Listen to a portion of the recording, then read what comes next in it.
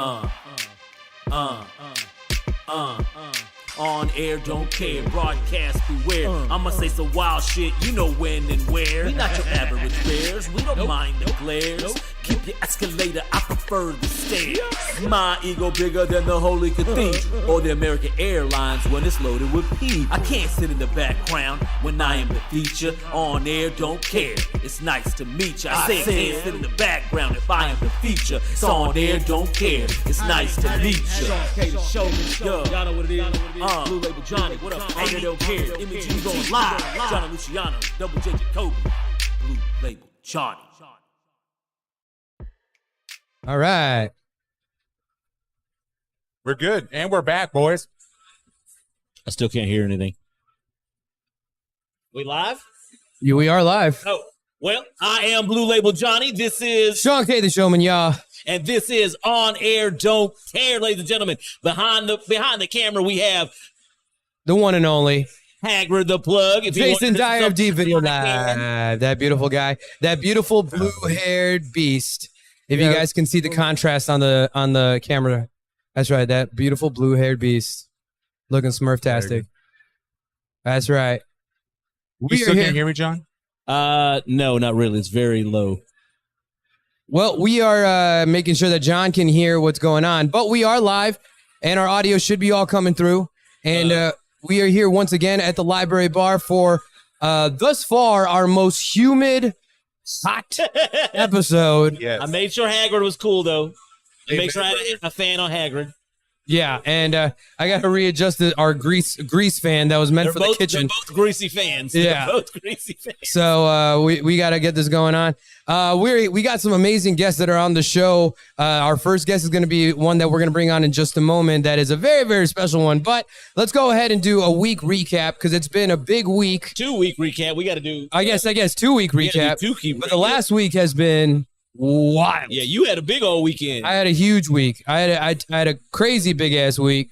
Preparing for the Do It All Comedy Jam. We had the Do It All Comedy Jam, and it was a phenomenal show. Comedians came and killed it. It was held down. Crossfaded Barbershop, man. It really was one of those shows that really encapsulated what we were trying to do. DJ Illis definitely did his thing. And hold up. We got to talk about my boy DJ Illis, okay? We'll talk about my boy DJ Illis. That motherfucker is bad, okay? Yeah.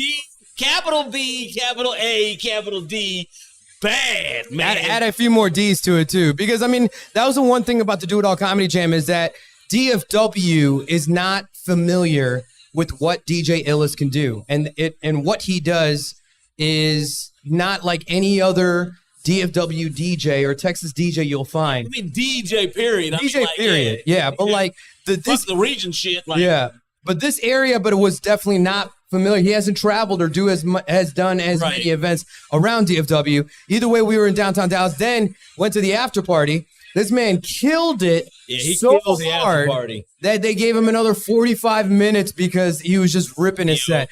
But overall, the night was just a hell of a turn up. Which, I mean, like... It was wild. He really should have been the closer on that Friday night at the spot, but we know it is what it is. But then on Saturday, I got to see him DJ Full your effect. sister's birthday party. Yeah, my sister's 40th. And then he had not only a crowd that wanted to see him, familiar...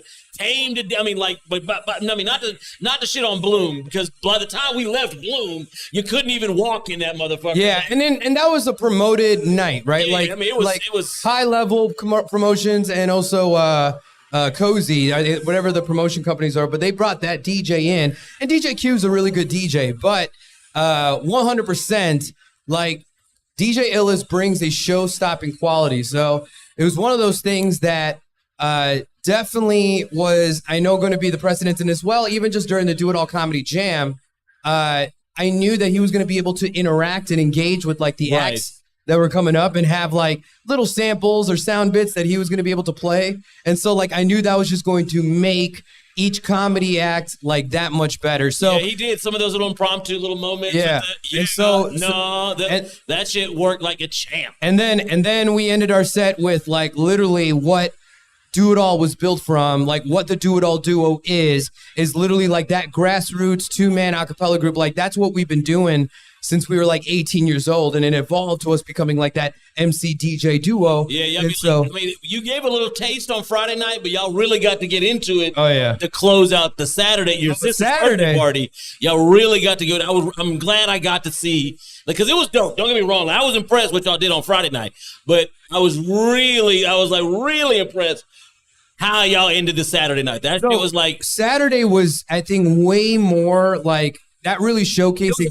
It was a vibe. Well, no. Like it's a whole vibe. In a sense of like we had those 4 songs planned out for the Friday Do It All Comedy Jam, right? Right. And like it was a more chill crowd, and it was kind of hard to get them in and everything. We couldn't even get them to sit in the front row, so it's kind of like they were hype off of it, but like it wasn't anything that like we were getting that much energy from. So we just gave them what we right. That's what I'm saying. On Saturday, we only knew planned what to expect. But Saturday we only planned. Yeah, we only planned the first 2 songs, and then the remaining 5-6 songs that we just kept going and going and going. Hagrid. We just did it. We did it on the fly. Are you familiar with the movie Pitch Perfect?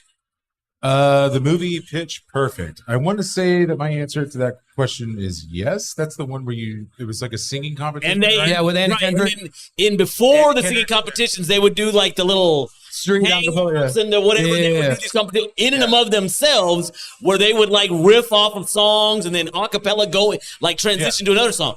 My boy DJ Illest and this guy, they can do that. Like.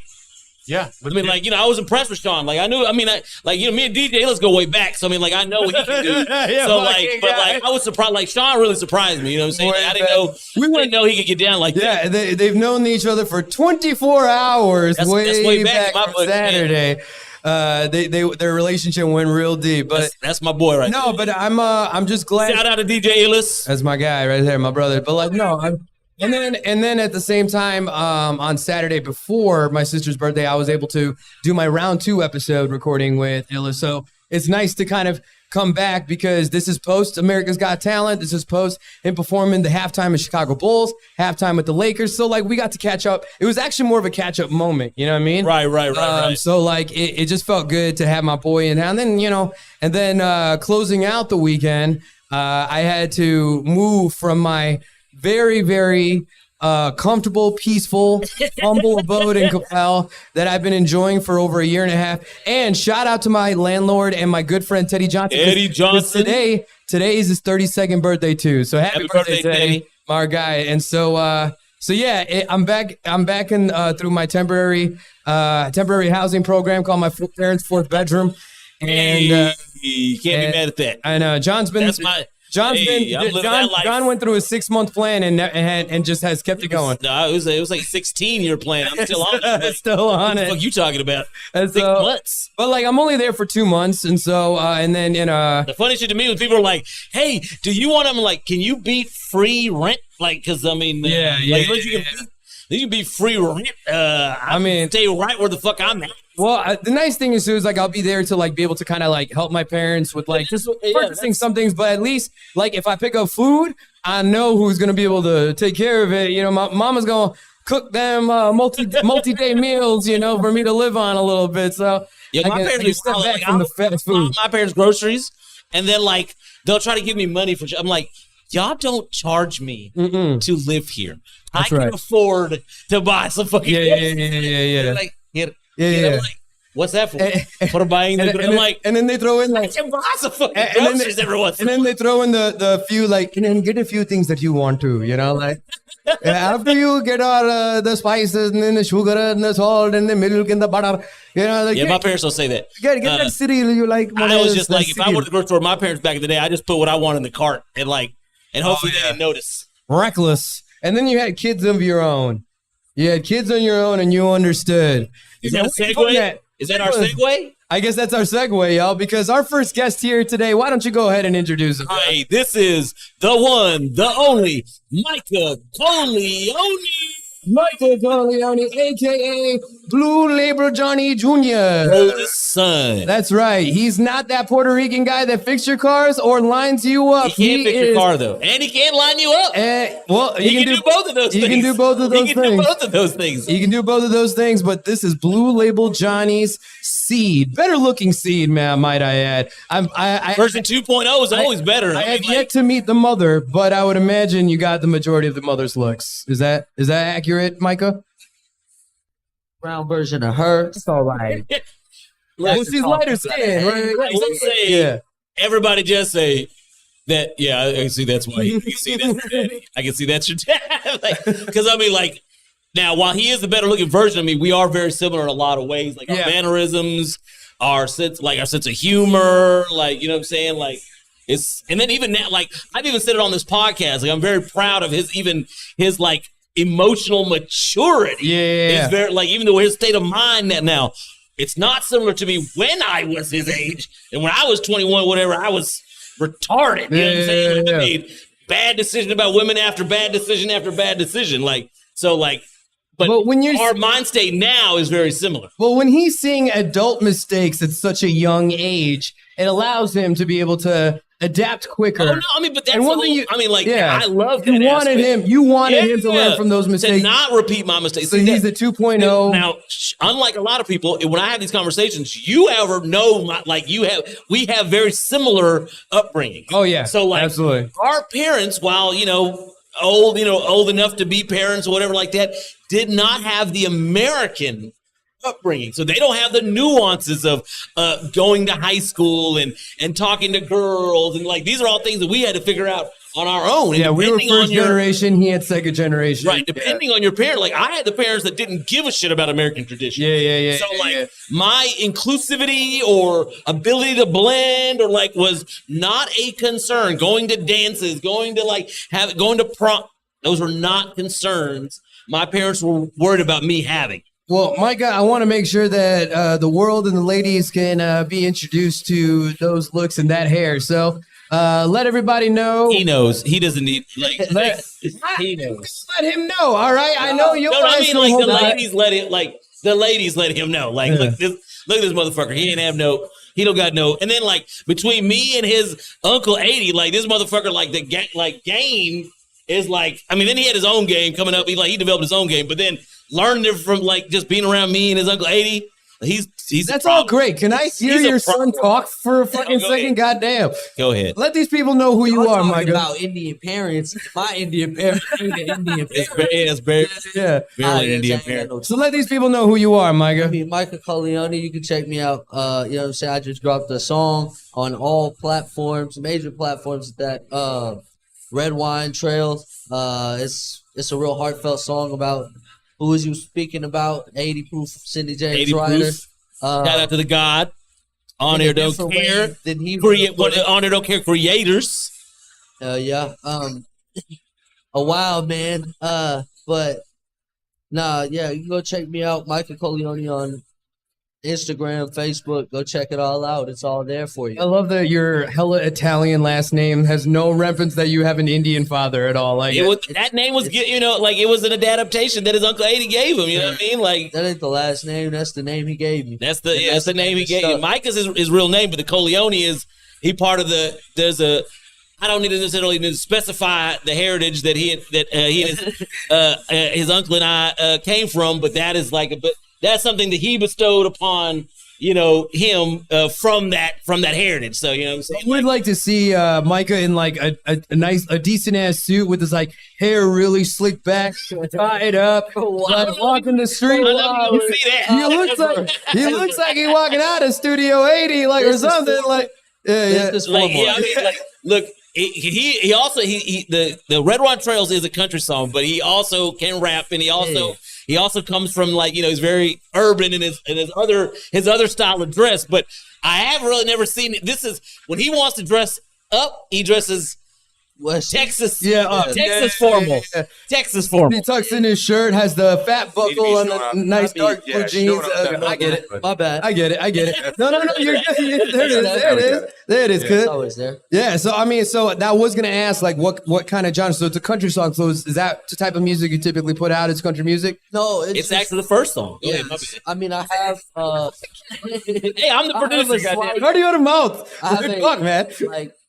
Forming EP, but that's one of the songs on there. I have a couple unreleased country songs, but I released an EP of rap, and then I have a bunch of unreleased of my rap that I've done in the past. That some of which I plan to get out at some point. Okay. But it's a real rough like spot in time because 80 was the main drive behind all that, and once he passed, get back into it and fine tuning like the songs I had. It hurt. You know what I'm saying? Because like he was the wave behind all of it. So it just. So he was like, wait, when you say wave, it was like your inspiration? Yeah, I mean, Okay. More like the Suge Knight of the That's the more accurate. Yeah, that's the more accurate. So you know the business was. So you saw the wild business probably at a very young age.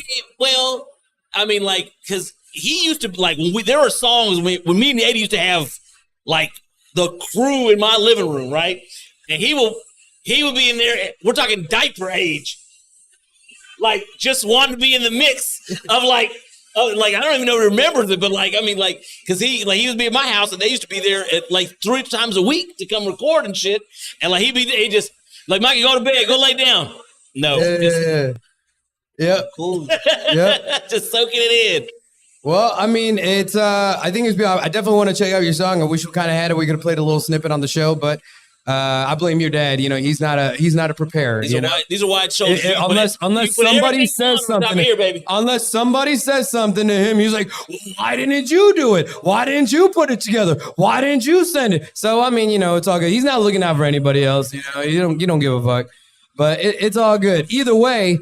I'm glad that you came in. It was nice. It was a nice mix. As soon as I saw you walk in, I'm like, who's this like news? I'm like, did a library bar get like a new like bartender like Joshua 2.0? He does look like Alan's training a new. No, he looks like Josh.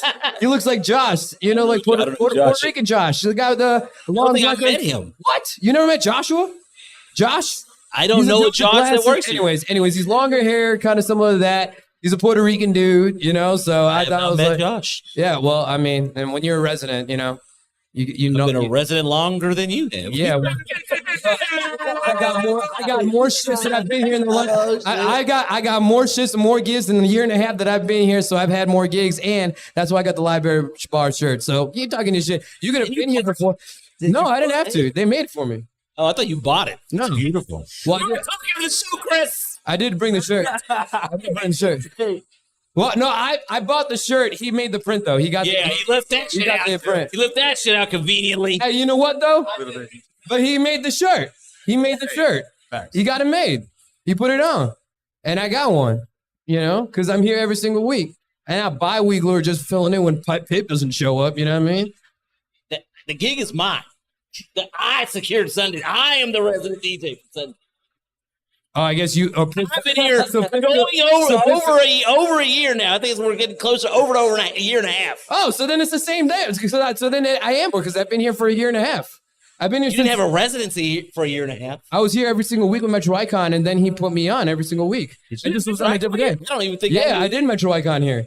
That's how I built the relationship with Chris in the first place. I didn't even. When I was here, I didn't even know that. They had a different general manager. He was just a bar manager, and then he became GM, and then he made me a resident.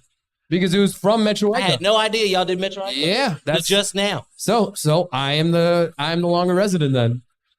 I'm the longer resident. I've been put on. But either way, it doesn't matter because we're making shit up. No, ask Chris. I think he's just making shit up. Ask Chris. Ask Chris. Chris was just a bar manager. It was before he even got promoted. So what day was your residency? I was here Fridays DJing every other Friday after Metro Icon was over. Otherwise, I was here like hosting karaoke nights throughout the week on the Tuesdays and stuff.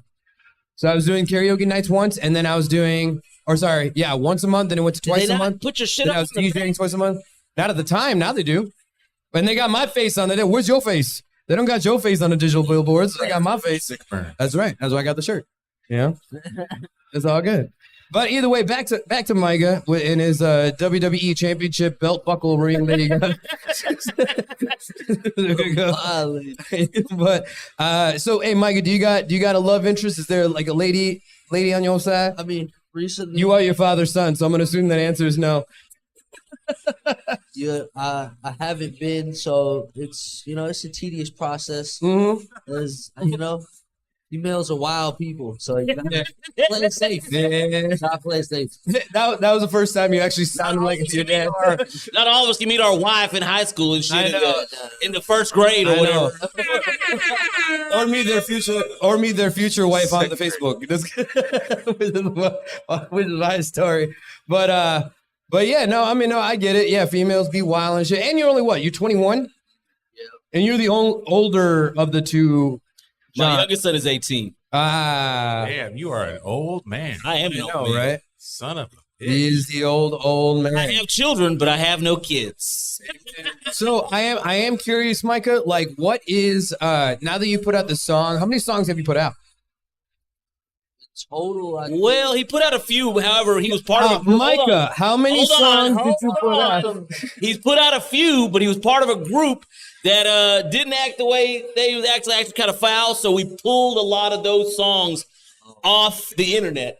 So at current, he only has two that he's featured, and then he's on a couple of like 80 Proof and like our song that he's like on as well. But so so this is your first like what solo? No, second solo. Your second solo. Okay, your second solo. So what is the ultimate goal? Like, are you? I mean, I'm sure you got the practical like route of whatever job you fix cars or do barbership. You Indian delivery driver. I don't even fucking know. But I mean, what is the ultimate goal? What are you trying to do?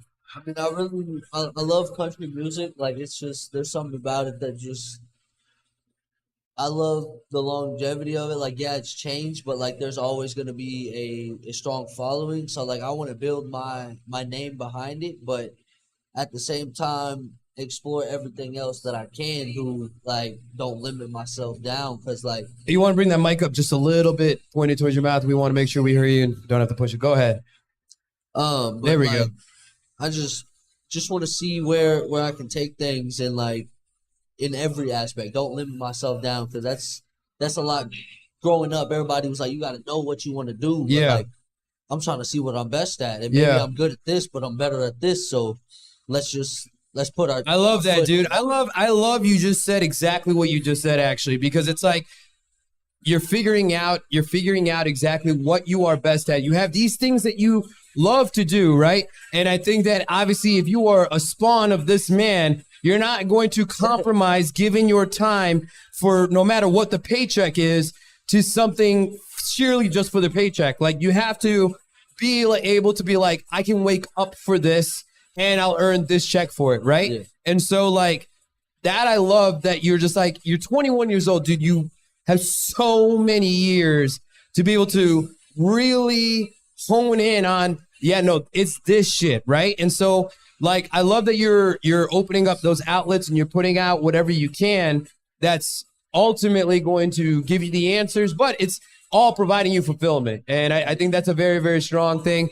I'm excited. I mean, I definitely want to hear your song. And I think to think about a whole country music thing is that like, it's becoming such a fusion style of genre, right? Like hip hop and country music has been going back and forth between being like the top genres of the world. And now like you're seeing that fusion where like rap songs are having that country twang or country songs and Lil Jon.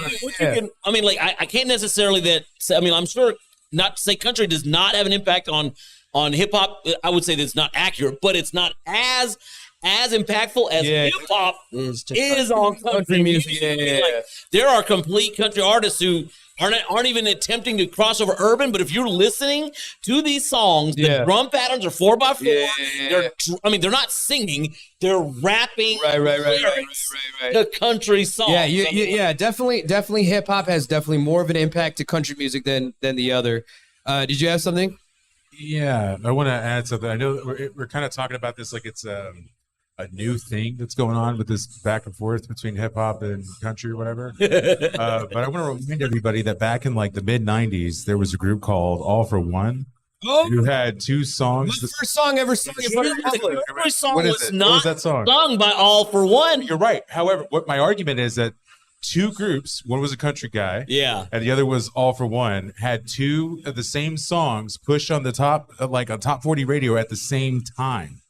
But I think it's one of the songs where a songwriter sold the same song to two separate groups, and because they're doing two separate genres, it's like, they let it fly. Well, it's like, yeah, because for the record, for those of you that are young like Micah, we're talking about the song "So Much in Love" and "I Can Love You Like That" and "I Swear." That's the first time you ever say it. Yeah. 7 years old. First song you ever sang. Michael Montgomery is do this in the country version. John Michael Montgomery. That's Right there. But hasn't he been in the fair? What now? Oh, Micah Coleone is on the Denton State Fair Committee for the fair, which and this you're on the music entertainment committee this year. Oh, what? Congrats, dude. Hey, man, you know what? The Denton Fair might need a live podcast show to pop up at the fair and be wild. Talk to somebody about that. Yeah. Y'all got some pavilions we can set up like that, like you know what I'm saying? We gotta. I'm trying to interview Scotty McCreery. What's good? You could tell that he's wiring in his brain that he knows that there is a promotional like buy-in to be able to be featured in the fair. Like I'm sure like spots have to like pay in a little bit to have a space, right? Yeah, they gotta. So his mom. Some people have contracts. I mean, you probably could. That's a question for her. I don't know. I'm gonna have to talk to you. hey, I know Denton's got space. All right, so they can space put in the space the with us. fair. They got what? Bro, you can barely walk out there. Nah. You can find one. There's the space. They can make it. You can find one, bro. They can fit us in. You can definitely fit us in. And hey, I don't know if you guys plan on having a comedy portion, but I would love to put on a comedy show at the fair, and I can bring in some fire ass comedians. I'll MC it and put on a fantastic show. We can even have a DJ in between. We should look into I'm just saying, bro. Stuff too. What's that, Haggard? We should be looking at a Thin Line Festival for some opportunities. What is Thin Line? The film festival. Yeah, the reoccurring arts and film festival you out there. Yeah. Yeah, definitely things that we could have talked about at the board meeting, but I guess Luckily for me, I have two hopefully partners third time. that can hold it down. No, I mean there again, it's still lost details. It's still lost details, and this guy wants to be part of the team and just show up when he wants to. Yeah, that's kind of the 2 for 2, right, Haggard? Is he 2 for 2? Haggard, is he 2 for 2? He's 2 for 2. It is. We're not live. I'm Business. glad several weeks into this, you're learning the on air don't care. No. Like this is the pedigree. Haggard. And I have established. This is not. We're not just talking honor, don't care though. We're talking all media. Oh, I see. We're talking about the media business, and we're It's talking about almost- things that go beyond honor, don't As care. if what you were saying is that there was more than Yeah. just this show. and Yeah, this there's culture more than and just this show that we And can be again, talking about I'm on a very scale. happy that I have two competent Fair. partners who can in my stead when I can't be present can adequately accommodate everything the DIA Media and the D Video Live needs to accomplish when I cannot be present. I'm very happy. I'm very happy Okay, that all right, I so have here's- two confident. Like here's my- it makes me feel so good in my heart of hearts And that your I have tummy? confident partners in this venture that we're tackling. But this is what I have a problem with. I have no problem that he can't show up.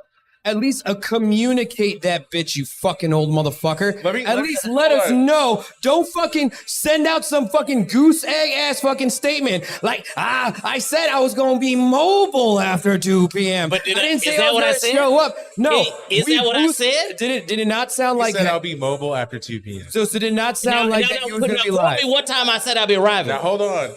Quote me that what part- time I said I'll be arriving. Can Just you do because that? you're slick doesn't mean you're right. But did I Just lie? because you're slick No, doesn't I mean you're choose right. my Well, words no. very carefully. Now tell me where I lied. Yo, that's Tell me where Bro, I lied. Answer the question, motherfucker. I call Where it- did I no one- lie? no one- That's called you a low class liar. finessing, bro. As No one's people that called you you a see liar. as business This is partners, the question. as people as you Where see did as I- business can you partners, show me where I that's low lied? class Nowhere. finessing.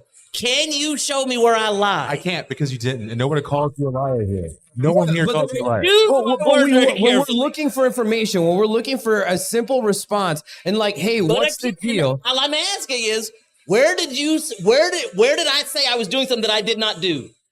Is all I'm asking you. Oh, I got that. You knew one. that You it said, was- no, hold on. I got the answer to that one. You said not this last time, but the time before. You did give a specific meetup time. Boom, there we And then go. You didn't show. That was And the then I first thought one. you Yeah, that, did. now, but we do know that I could not. I was not Right. mobile. Just, But it just again, Because you, bro, forgot your phone when you went to go help me and daddy. at the again, I was grocery not store. mobile. I was in And the midst of did doing it stuff. after how many years of living with your parents And when they as have I to said run that day, errands it probably for them, won't be the goddamn that you last know time I forget that my it's fucking never phone. going to be a short trip. You know that it's never going to be a short trip. You didn't bring your phone. I said, okay. I was like, bro, like I can handle it if it's one time, as long as it's not a habit. Today made Is it your feel like a father a habit. forgetful person? Probably the most. It's my not an thing is excuse, just- motherfucker. I am Yeah.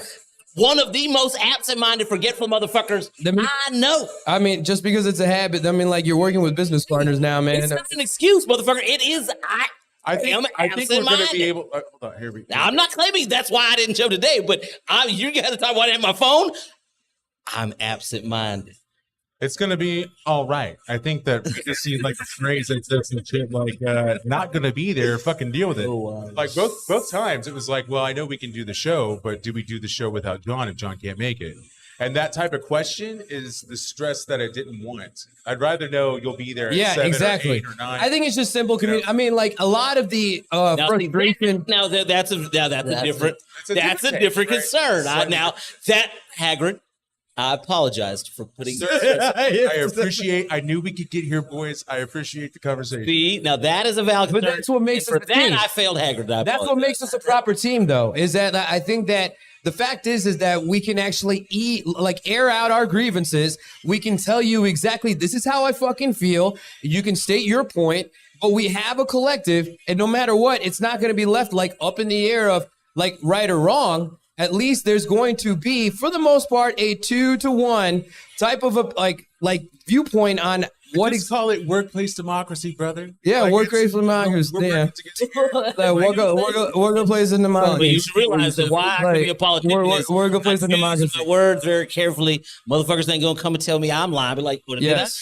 as I'm gonna address later, do we have guests coming after my son? Just know a vote for Johnny is a vote for. I- Well, maybe had after. some lined Well, up. you know what?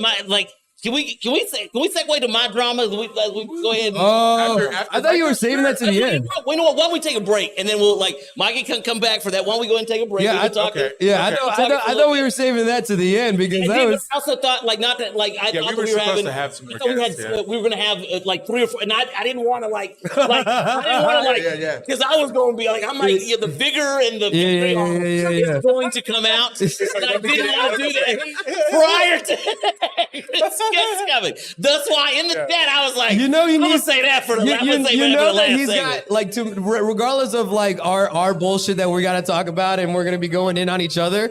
You know damn well he's got some pent, built up drama You shit. don't even understand. Like it's about. I want to build some anticipation of that. To be honest with you, We definitely need I definitely want to build some anticipation because I think that there are a lot more. There are because it needs to be his own segment when we air. Like, you know what I'm saying?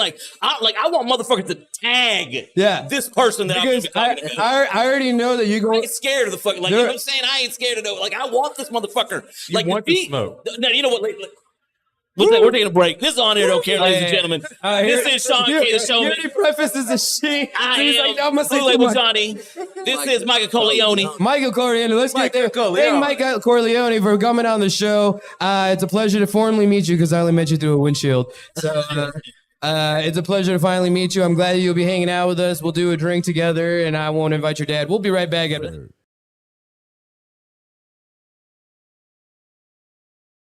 Yo, I got to take a second real quick to tell you about our sponsors that we have here for the Metro Icon podcast, starting with Insider Cloth. Now, Insider Cloth, y'all, is an innovative application to bring more clarity to all your everyday glass, screens, and professional lenses where you won't have to worry about forgetting that microfiber cloth to get the job done.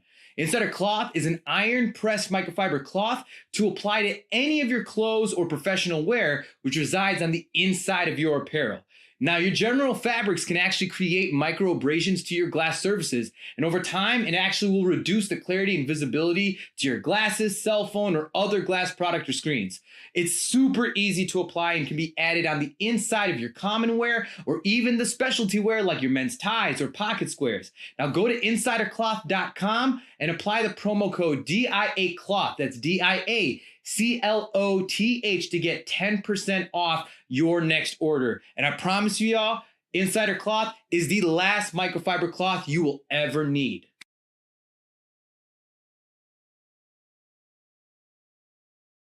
And now for all those homeowners out there, whether you need to get a new roof or you have a home restoration project you need to get done, y'all got to hit up my guy, Teddy Johnson of DNK Contracting. He is the most elite choice of all your commercial or residential contract needs.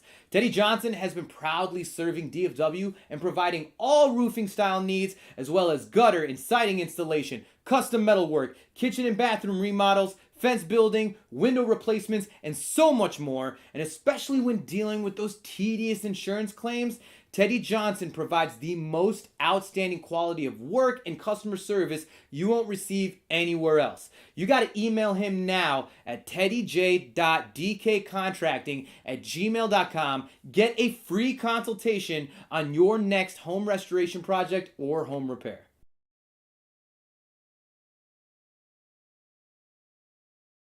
And of course, y'all, you know I got to talk about my businesses. Do It All Entertainment. For anyone looking to amplify their next live event, whether it's a corporate event, conference, or that special wedding celebration with your loved ones. Do It All Entertainment brings the highest and most dynamic performance entertainment with top quality audio and visuals. There's literally no limit to what we can provide and can be accomplished at your next event. So visit us at doitallive.com or email us at info@doitallentertainment.com. Mention the Metro Icon Podcast to get a unique offer on your next event package. Then, of course, we have DIA Media for your go-to media production and creative consultation needs. If you're looking to amplify your business or brand visual promotions and trying to start a podcast of your own, reach out to DIA Media through our Facebook page and mention the Metro Icon Podcast to get a special offer on your production needs.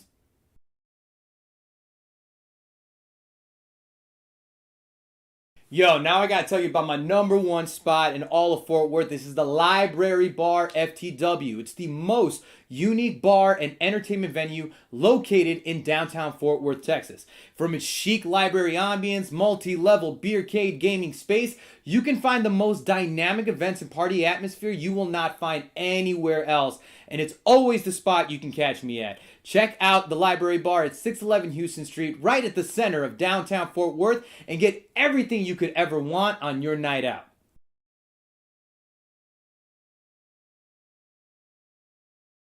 Hey, what it is, what it do? It's your boy Blue Label Johnny, giving you the Blue Label Weekend Itinerary. On Friday nights, you can catch me with the lovely staff of Hooters Grand Prairie, kicking off the weekend in style. And on Saturday night, the party's going down. I'm busting out the karaoke. I'm at Eagles Point in Saginaw. And on Sunday, to close out the weekend, you can catch me in downtown Fort Worth at the Library Bar. Check in with me all weekend long, ladies and gentlemen. I'm holding the party down.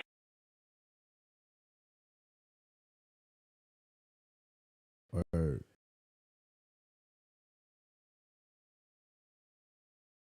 Yo, I got to take a second real quick to tell you about our sponsors that we have here for the Metro Icon Podcast, starting with Insider Cloth. Now, Insider Cloth, y'all, is an innovative application to bring more clarity to all your everyday glass, screens, and professional lenses, where you won't have to worry about forgetting that microfiber cloth to get the job done.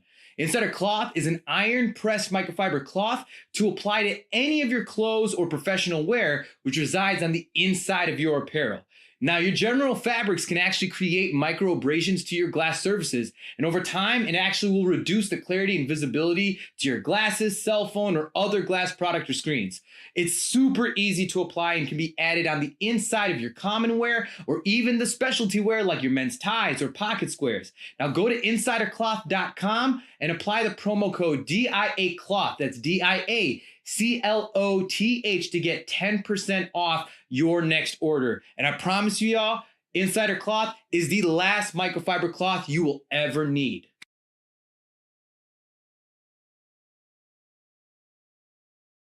And now for all those homeowners out there, whether you need to get a new roof or you have a home restoration project you need to get done, y'all got to hit up my guy Teddy Johnson of D&K Contracting. He is the most elite choice of all your commercial or residential contract needs. Teddy Johnson has been proudly serving DFW and providing all roofing style needs, as well as gutter and siding installation, custom metalwork, kitchen and bathroom remodels, fence building, window replacements, and so much more. And especially when dealing with those tedious insurance claims, Teddy Johnson provides the most outstanding quality of work and customer service you won't receive anywhere else. You got to email him now at teddyj.dkcontracting@gmail.com. Get a free consultation on your next home restoration project or home repair.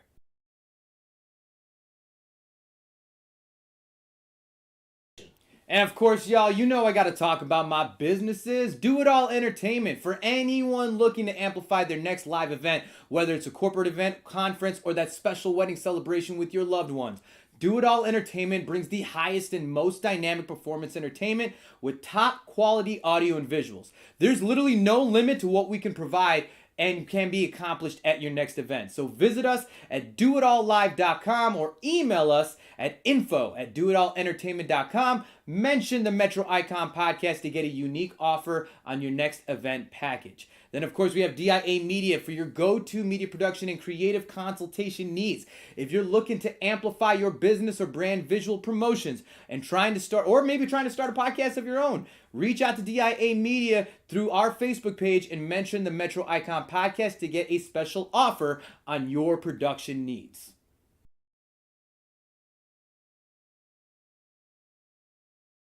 Yo, now I gotta tell you about my number one spot in all of Fort Worth. This is the Library Bar FTW. It's the most unique bar and entertainment venue located in downtown Fort Worth, Texas. From its chic library ambience, multi-level beercade gaming space, you can find the most dynamic events and party atmosphere you will not find anywhere else. And it's always the spot you can catch me at. Check out the Library Bar at 611 Houston Street, right at the center of downtown Fort Worth, and get everything you could ever want on your night out.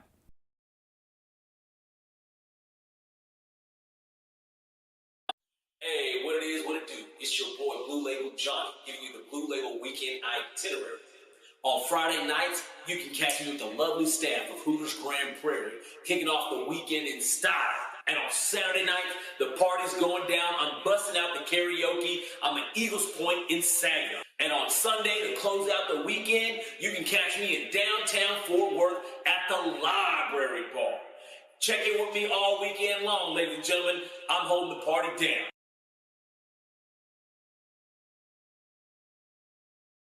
Word.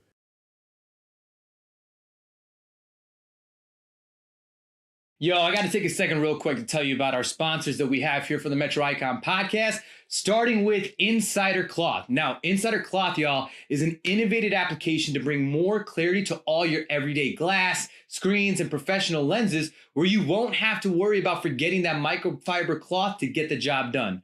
Insider Cloth is an iron-pressed microfiber cloth to apply to any of your clothes or professional wear, which resides on the inside of your apparel. Now, your general fabrics can actually create micro abrasions to your glass surfaces, and over time, it actually will reduce the clarity and visibility to your glasses, cell phone, or other glass product or screens. It's super easy to apply and can be added on the inside of your common wear or even the specialty wear like your men's ties or pocket squares. Now, go to insidercloth.com and apply the promo code DIACLOTH. That's DIACLOTH to get 10% off your next order. And I promise you, y'all, Insider Cloth is the last microfiber cloth you will ever need.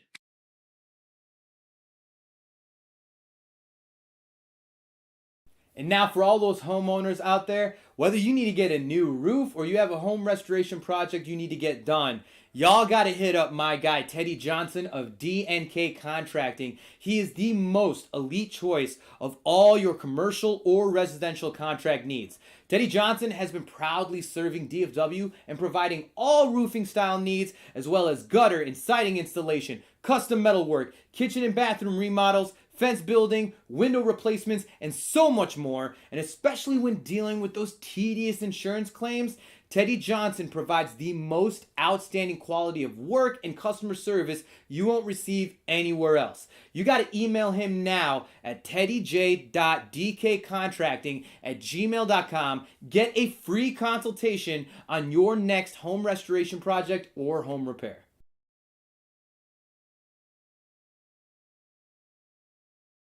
And of course, y'all, you know I got to talk about my businesses. Do It All Entertainment. For anyone looking to amplify their next live event, whether it's a corporate event, conference, or that special wedding celebration with your loved ones. Do It All Entertainment brings the highest and most dynamic performance entertainment with top quality audio and visuals. There's literally no limit to what we can provide and can be accomplished at your next event. So visit us at doitallive.com or email us at info@doitallentertainment.com. Mention the Metro Icon podcast to get a unique offer on your next event package. Then, of course, we have DIA Media for your go-to media production and creative consultation needs. If you're looking to amplify your business or brand visual promotions and trying to start a podcast of your own, reach out to DIA Media through our Facebook page and mention the Metro Icon podcast to get a special offer on your production needs.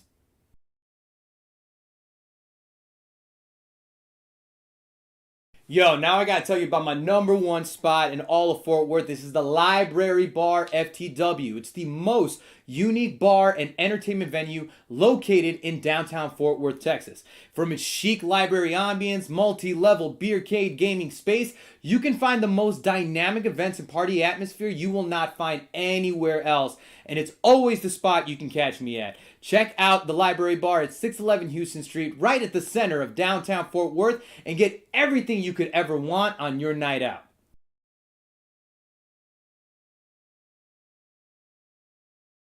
Hey, what it is, what it do? It's your boy Blue Label Johnny, giving you the Blue Label Weekend Itinerary. On Friday nights, you can catch me with the lovely staff of Hooters Grand Prairie, kicking off the weekend in style. And on Saturday night, the party's going down. I'm busting out the karaoke. I'm at Eagles Point in Saginaw. And on Sunday, to close out the weekend, you can catch me in downtown Fort Worth at the Library Bar. Check in with me all weekend long, ladies and gentlemen. I'm holding the party down.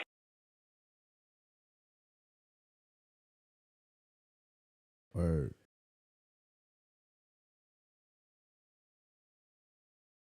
Yo, I got to take a second real quick to tell you about our sponsors that we have here for the Metro Icon podcast, starting with Insider Cloth. Now, Insider Cloth, y'all, is an innovative application to bring more clarity to all your everyday glass, screens, and professional lenses where you won't have to worry about forgetting that microfiber cloth to get the job done. Insider Cloth is an iron-pressed microfiber cloth to apply to any of your clothes or professional wear, which resides on the inside of your apparel. Now, your general fabrics can actually create micro abrasions to your glass surfaces, and over time, it actually will reduce the clarity and visibility to your glasses, cell phone, or other glass product or screens. It's super easy to apply and can be added on the inside of your common wear or even the specialty wear like your men's ties or pocket squares. Now, go to insidercloth.com and apply the promo code DIACLOTH. That's DIACLOTH to get 10% off your next order. And I promise you, y'all, Insider Cloth is the last microfiber cloth you will ever need.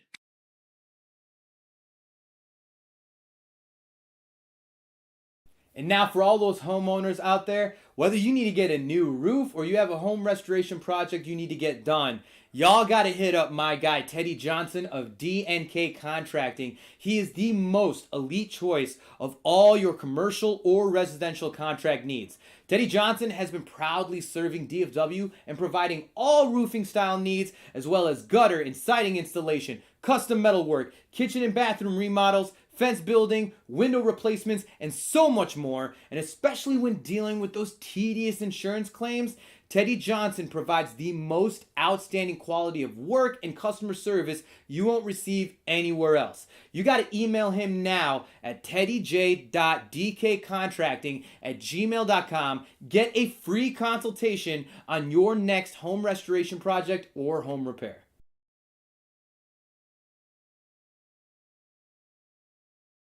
And of course, y'all, you know I got to talk about my businesses. Do It All Entertainment. For anyone looking to amplify their next live event, whether it's a corporate event, conference, or that special wedding celebration with your loved ones.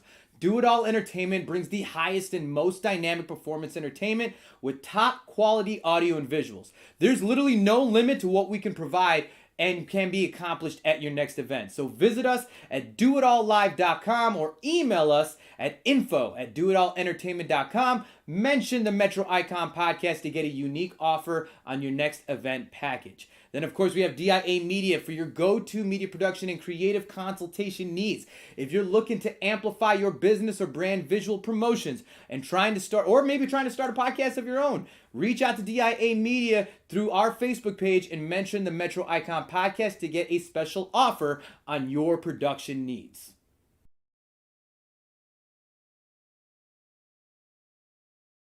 Yo, now I gotta tell you about my number one spot in all of Fort Worth. This is the Library Bar FTW. It's the most unique bar and entertainment venue located in downtown Fort Worth, Texas.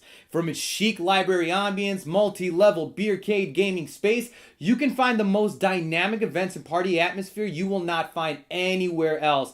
And it's always the spot you can catch me at. Check out the Library Bar at 611 Houston Street, right at the center of downtown Fort Worth, and get everything you could ever want on your night out.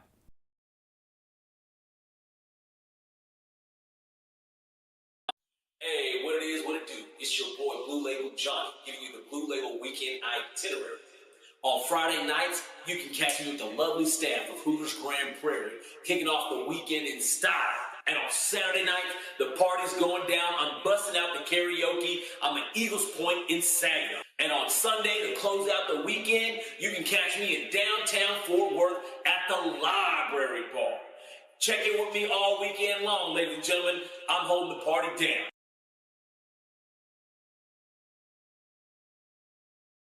Word.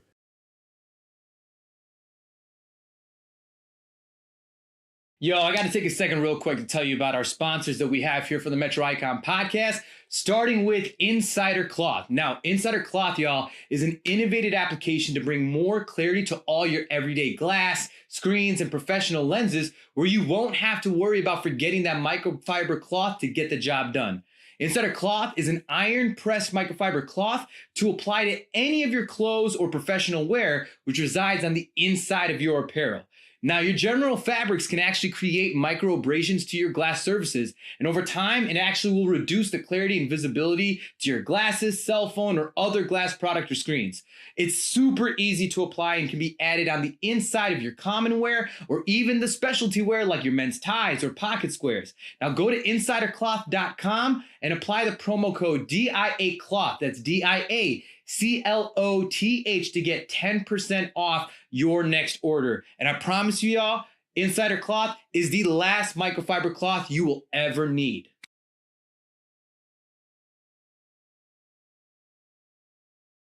And now for all those homeowners out there, whether you need to get a new roof or you have a home restoration project you need to get done, y'all got to hit up my guy, Teddy Johnson of D&K Contracting. He is the most elite choice of all your commercial or residential contract needs. Teddy Johnson has been proudly serving DFW and providing all roofing style needs, as well as gutter and siding installation, custom metalwork, kitchen and bathroom remodels, fence building, window replacements, and so much more. And especially when dealing with those tedious insurance claims, Teddy Johnson provides the most outstanding quality of work and customer service you won't receive anywhere else. You got to email him now at teddyj.dkcontracting@gmail.com. Get a free consultation on your next home restoration project or home repair.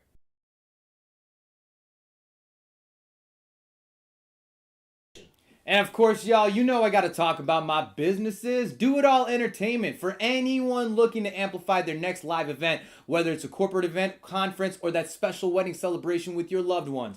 Do It All Entertainment brings the highest and most dynamic performance entertainment with top quality audio and visuals. There's literally no limit to what we can provide and can be accomplished at your next event. So visit us at doitallive.com or email us at info@doitallentertainment. We're back. Hey, what it is, what it do, it's your boy Blue Label Johnny. And Shawn K, the Showman, y'all. And you know this is On Air Don't Care. We have some special guests. If you didn't know, we go live in Fort Worth at the Library Bar. Tomorrow night, Yes. April 5th. Yes. No, They 4th. Is it 4th? No, tomorrow's 5th. Today's Yes. tomorrow's Yeah. 5th. I think I'm right. Yeah. They are having a special event. Yes. If you weren't aware, Yes. they are have micro. You know what? I'm not even gonna. I don't want to talk about it, y'all, because I want to say this, like, as many times that we're here, especially with the gigs, when I saw the promotion go out for this show, And they've been promoting them for a minute. they've been promoted for a minute. When I saw that this show was happening here at the Library Bar, I was like, you don't have to pay me to be here. I will be here 100%. I'm going to be, if John's not available, I don't know what you got, but I want an Honor Don't Care vlog at the show. Just not only from the talents they're going to be putting on this show, and it is, I'm talking a squad, I'm talking a federation of talent that are coming through to put down a one-of-a-kind show that has never happened at the Library Bar, but the characters of the people in attendance, I'm sure, is not going to be at a shortage. Let's just say that. It's going to be a beautiful night tomorrow night, and they're getting squared up. Real quick, we have another guy that's in the house too as well. That's a beautiful thing. We yeah, that show to be. I love it. I love it. I appreciate the love. I appreciate two repeats that are coming back on the show to get another feature. I mean, more love. Listen, when you come back for Honor Don't Care, Honor Don't Care loves to see you again. Hey, that's a fact. So, real love quick, repeat guests. I want to talk a quick subject. Nothing that we have to divulge into, just because it's an ongoing situation, I guess you can call it. But something that I saw that is obviously going on, it's big in the headlines right now. And I saw a factoid from this whole situation that made me laugh so hard. So obviously, everyone knows what's going down with Trump right now. What's going on with Trump? So he's got, like, I guess some charges against him that, like, there are a lot of accumulated charges, right? That's nothing new. So what's right. new about this? But he got officially indicted and arrested in New York today. Do what? Yeah, he got arrested. Arraigned. Or I guess arraigned, but like... It was He went home to Florida afterward. There we go. But what was that, Hagrid? But he went home to Florida afterward. But he had to meet a judge. Yeah. But if you could raise my head... He had to meet a judge that essentially was confirming that he's going to have to go to case, like, when his, like... Oh, for sure. Court is going to be September. happening, right? It also acknowledges all the charges. It also acknowledges officially all the charges that are being brought against him. But here's what I read, is that all the charges that are going against him, if it were to serve all of its max sentences, it all accumulates to 136 years in prison, which is not going to happen. It's not even enough for him. I don't even think it's going to be even 6 months in jail. I don't think he's going to see any jail time, really. He's the change you want to see, boys. He's not going to see any jail time. Be the change you want to see in the world. Just the fact, like, if you just think if, like, some, like, liberal cuck of a judge is like is the one that's overseeing the thing, and then regardless of what the judgment is, like, he gets the max, like, penalty to, like, I'd love for a judge to be like, I can make an example out of you. I will laugh, yo. That shit will be... That would be the best shit ever. That would be the best shit ever. Because I'm like, yo, like, come on. Like, that... I mean, he's gonna be fine. Y'all need to make an example of these billionaires. I'm sure he'll live long. Billionaire. If he does see some jail time, he'll be out. If it's like 4 months, I'd be happy. Bro. If he was in jail for 4 months, I'd be happy. Even 3 months, 90 days. You know what I'm saying? Happy as shit. I'll be happy. Trump would die, though. Yo, he can make his rap album and let his mugshot be the cover. And that shit, he will make triple, quadruple the money just on PR alone. Boys, I just want to know if he can keep his wig in the slammer. Like, if he actually does go in. He gonna have to do all kind of shit to get the hairspray through commissary. Like, you know what I'm saying? Like, they don't keep Aquanet. They don't keep Aquanet in the jail commissary. He got to smuggle that shit in his ass. Yo, I'm gonna smuggle that big can of Aquanet hairspray in his ass if he wants that shit. Yo, can you also imagine him coming out of jail and how pale he would be, like, coming out? Like aside from the fact that he doesn't have a spray tan, man in jail is gonna be crushing up Yeah. Crunching up Cheetos. He's gonna sneak turmeric. Hey, you gotta do that. You gotta do that shit, man. Crushing up Yeah, Cheetos. you gotta do what you gotta do, man. He'll definitely be the Cheeto The president. only guy requesting henna tattoo kits on the commissary card. Absolutely. we can go on for days of the possibilities if Trump were to ever see jail time. But are our amazing talents, are they signed up? Is our next guest ready? We are ready to receive. Well, ladies and gentlemen, why don't y'all go ahead and come on down to the couch. Take a seat, ladies and gentlemen. Let's get. John, go ahead and take that mic out for him so they can just hold that between themselves. We got 2 headphone sets, and then you guys will have to share the dynamic mic. Just make sure it's nice and close to your mouths. Sit right here. That way you get it a little closer. There we go. And put the mic between you. There you go. So you need to hand it back and forth. All right. Ladies and gentlemen, what's happening tomorrow here at the Library Bar for the first time ever is... Why don't you go ahead and let them, go ahead. They're here now. Why don't y'all go ahead and tell, ladies and gentlemen, what's happening at the Library Bar tomorrow night? First, who are you? First, tell them who you are and let them know what's going down at Library Bar tomorrow. All right. Well, as you know, they call me Micro Suave, I'm new. Micro Wrestling Federation. Shout out to the library. Going down tomorrow. Wrestling match at the library. Hell yeah. Fort Worth, Texas. Hey. Yep. We're having a whole show tomorrow. What time does it start? I figure y'all knew. I figure you knew that. At 9 o'clock. 9 o'clock. 9 p.m., ladies and gentlemen. 9. At the Library Bar, downtown Fort Worth. It's the Micro Wrestling Federation? Yes, the Micro Wrestling Federation show. It's you guys ever watched the WWE? Oh yeah. See y'all. Hell I've yeah. been to a micro wrestling show before in Plano. I've been to one of y'all's things to play. It was live as hell. It was dope. But it was very dope. Who's our very, very smooth lady that we got over here? Right here. This is a lovely diva.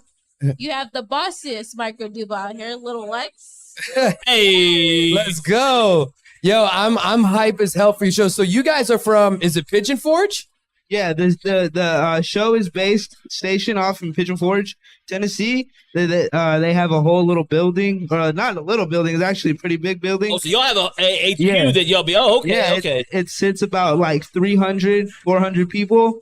Oh shit! So we sell out a show, and then boom, we put on the show with the ring and everything. So it kind It's of the same ring that y'all take on tour with, or yep. The show it speaks for itself, I guess. Yeah, it's live. I am a wrestling fan, so I'm familiar with being a spectator to that, but if you've never been, you may not know what to expect, but they put on a motherfucking. It's going to be entertainment to its fullest, and anything that anyone's trying to go to when they're going to a show is they're trying to have an experience that they haven't had before. That's the whole thing about comedy, right? That's definitely. And so it's definitely there. Now I'm curious because I know that just like in the WWE, everyone has a storyline, everyone has history.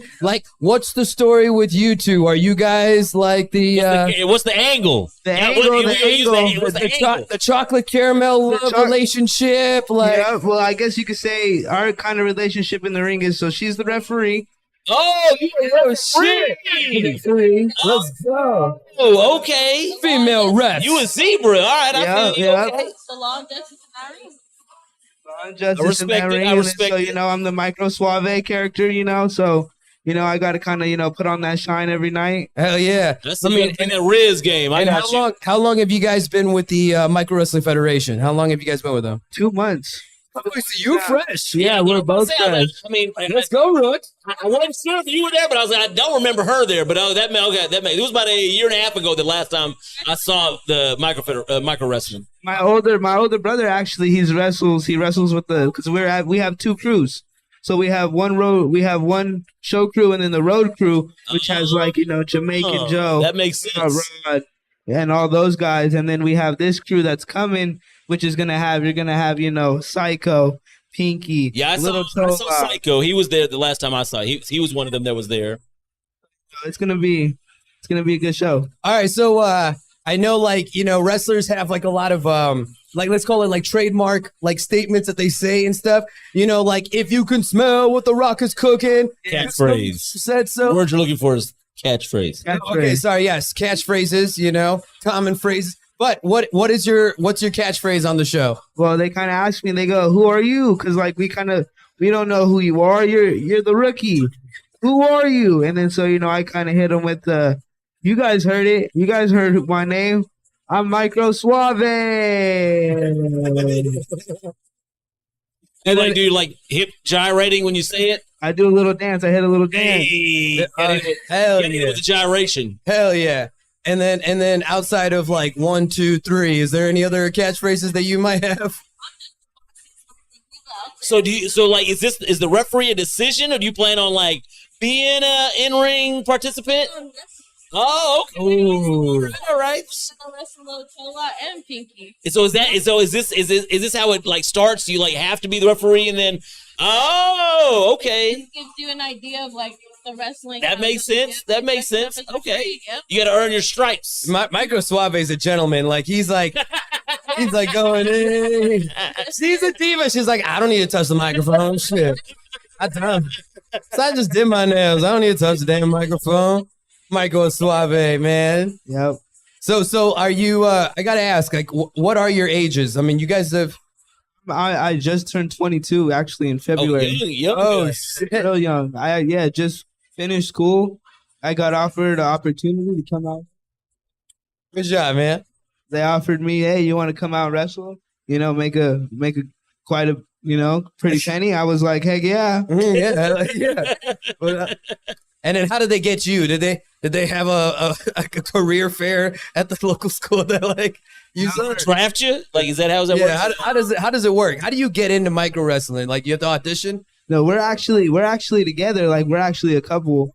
Oh, okay. I that's what I was wondering. Yeah, there you I go. don't want to assume anything. Yeah, no. So like a real life couple. Yeah.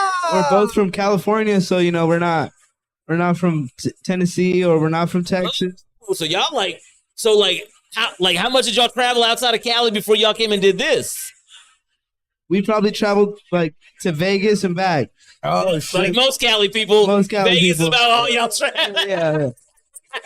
So wait, were you guys a couple only after you started working with the wrestling federation? Y'all together, but y'all were already together and got into Yeah, we were already together and we got That's dope. together. That's what's up. I love that. My older brother actually, they call him Ben Urkel. Was he involved before y'all? Yeah. Oh, and that's how y'all got the. And yeah, he called me and was like, "Yo, come wrestle." And I was like, "Is it worth it?" And he was like, "It's worth it." Was this aspirations y'all had prior to the offer? No, but now I think no, it wasn't really. But I think I'm really getting to really like the sport and everything. Did y'all like wrestling before y'all? Yes, we both like the WWE and AEW and no wrestling idea. Listen, WWE, I think just are signing a collaborative deal with the UFC to be under the same entertainment group. So, like, it could possibly be. There is a possibility where this. I'm just gonna say the micro division of like the whole. They've had it before. They've had it before in WWE. I mean, they had old Royal Rumbles with just. You know what I'm saying? Micro wrestlers. So I mean, like it ain't nothing new. Yeah, it ain't nothing new. That's been a part of like I mean, back in the day, like in a house show, like it was nothing for them to have a couple of like it was just part of the road tours. Like it was always kind of part of road shows back in the day. Yeah. Oh, and shout out to the Discovery Channel because they just picked us up for a TV show. Yeah, that's what I'm talking about.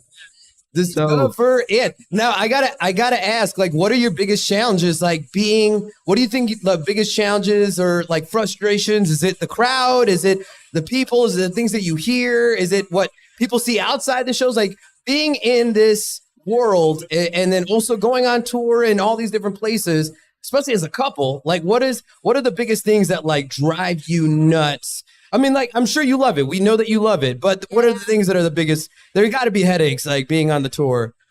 You're dealing with people. We deal with a lot of people. But I wouldn't say it's nothing like really bad, because I think our whole lives, we kind of been short. So, it's really nothing new when, we're doing it on the road. We're doing it as, as a job or, we're doing it because, we love it, Yeah. We just kind of get used to things like that. Well, I will say this, and then I guess let's go ahead and have a little discovery educational moment. Tell the world, what is the proper terminology for like people that are like, little people? Like, what is the proper terminology? Because a lot of people call it midget wrestling, dwarf wrestling. They have all these different terms. What is the proper terminology? What you would prefer people to like know and call it? Well, honestly, there's the proper term that everybody uses now in 2023 is little person. Yeah. That's just, the technical, official, so-called term. Yeah. But, I also, a lot of little people I know really don't take offense to the word midget nowadays either. So, it's kind of just general up there, I remember when I went to the thing, like I was with some people, I was like, man, I can't believe y'all invited me to the midget. They're like, you can't say that. Mm-hmm. And then I think it was Psycho who came to the table and was like, hey, y'all came to midget wrestling. I was like, he said it. He said it. He said it. Yeah. And I think I watched, like one or two of your promos, and they were saying midget wrestling, like, come see the best midget wrestling you will find. And so I'm like, I think it's right. But then when you say it out loud, you could just see how everyone just like, ooh. Like, it seems to be people who are not little people are more offended than little people. Like, Well, TikTok was offended. Remember you tried going live earlier? He was showing it live on TikTok, and he said it, and they kicked him off for offensive language for saying for like hate speech, derogatory terms, like all this kind of stuff. I don't think it should be like that. I don't think it should be like that. I'm gonna put y'all's website in my appeal so I can make sure you can go live on TikTok again. The Micro Wrestling Federation stays with me. You can go ahead. I have the federation approval. Michael Suave said so. Giving you that purview. I think you're kind of stepping outside the box a little bit. I mean, we'll see. Either way, I am so stoked for your show. And then I wanted to ask, I'm sure that I got to talk to like whatever big boss honcho. Outside of your feature, I was going to be coming. I wanted to bring my camera, and I wanted to have a little like behind the scenes vlog, like just some extra content to show what's going on. And I think like the biggest thing is that for the people who don't show up, I want them to be envious that they did not plan their Wednesday night to come through. Yeah, you won't be. I was not disappointed. When I came, I was not disappointed. And it's a perfect time because WrestleMania is about to go off. WrestleMania is about to go off. Actually the only thing I was really disappointed about was that like there's more space in here, but like at the place I was, it was kind of crowded. Mm-hmm. So it was, y'all were kind of limited to like what y'all could do, and like, but even with those constraints. Like y'all in the ring, out the ring, like there was y'all utilized all available space to put on the show. The more space we have, the better. Yeah, once we start putting that work in outside the ring. Yeah, different story. Look at the seats, all kind of like. Boy, it's a good time. And so, like, when everybody that's in the federation, like, when it comes to putting on the show, does everyone have a role that they have to fill in to, like, do the behind the scenes stuff? Like, I would imagine you don't have a whole lot of a crew. How much room do you have for your characters? Are you in complete control, or is there a head creative who's like, hey, the Suave thing's cool, but I think we need you to switch it up, or do y'all get to decide that? No, it's kind of, we kind of come into the company, and if we're feeling a name or we're feeling something for ourselves, we kind of take it up with the head honcho. And if he's liking the idea and he thinks like, hey, so that's a good idea for my company. So it's kind of collaborative. Yeah, it's collaborative. That's what's up. I love that because you don't want to be pigeonholed, in a way where they have to. You have this image of what you want to put out in your character, and then they're like, we would like you to be like this, be a cotton candy maker or something, some bullshit. You know what I mean? And like, I think that like allowing the talents that are doing the show that creative free flow, like that's an awesome organization. Do you know you're fighting tomorrow? Yes, I will be fighting tomorrow. You want to cut a promo like tell whoever you're fighting tomorrow. What's like give him the business right quick. Call his ass out. Call his ass out. Right here. Hey, that one right there. This camera right here. Call him out. Well, I'm calling you out, Psycho, tomorrow. Psycho, yes, man. I'm fighting that guy, Psycho. Oh shit! Look, I appreciate him being here. But I see Psycho. I think he might be in a little trouble. Like, yeah. Absolutely nuts, bro. Psycho kind of he You know what, about that though? life. I'll tell you one Psycho's thing. about that life. I'll tell you one thing that I will root for to my dying days, and that's the underdog. And coming this fresh into the game. And this Psycho, he's made his name. He's had his I'm time. rooting for you though. He's rooting for you. done what he's needed to do, but it's time for a new people's champ, and that's Micro Suave. They don't know about Psycho these wants me to hit looks. you with a chair. That may happen too, though. I'm just letting you know. Like, Yo, Micro Suave. I'm gonna reveal the Psycho Sid T-shirt. I will walk out with you, dog. I will yell at the crowd with you, dog. I got you, Micro Suave. You want them to root for you. You want them to cheer. You don't want them to boo. Shut You the don't want it. fuck up, You don't want dude. it. You piece of shit. This is my number. Like, me and him would have to do a wrestling match one day. Just He don't want that promo act. I've been watching WWE, AEW. I already know what's gonna happen. For 40 years. You don't want I already know what's gonna happen. He's gonna come in there extra hot, ready to throw these fades on everything. As soon as you hear the ding ding, he's gonna be like, ah, my hip, ah. If Hulk Hogan can do it for fucking 70 years, I'm gonna drop that leg drop on you, champ. Whatever. That elbow. More like your leg might fall off. Your leg might fall off. We'll see. And I'll still be on top of the pin. Oh, One leg on the other side of the ring. We'll see. My hip over here, my elbow over there. I'll still get the pin. 1, 2, 3. Yeah, we'll see. We'll see. know what it is. He ain't never gonna get on top of this. He know what it is. Squirmy. Oh, pause. I'm squirmy, yo.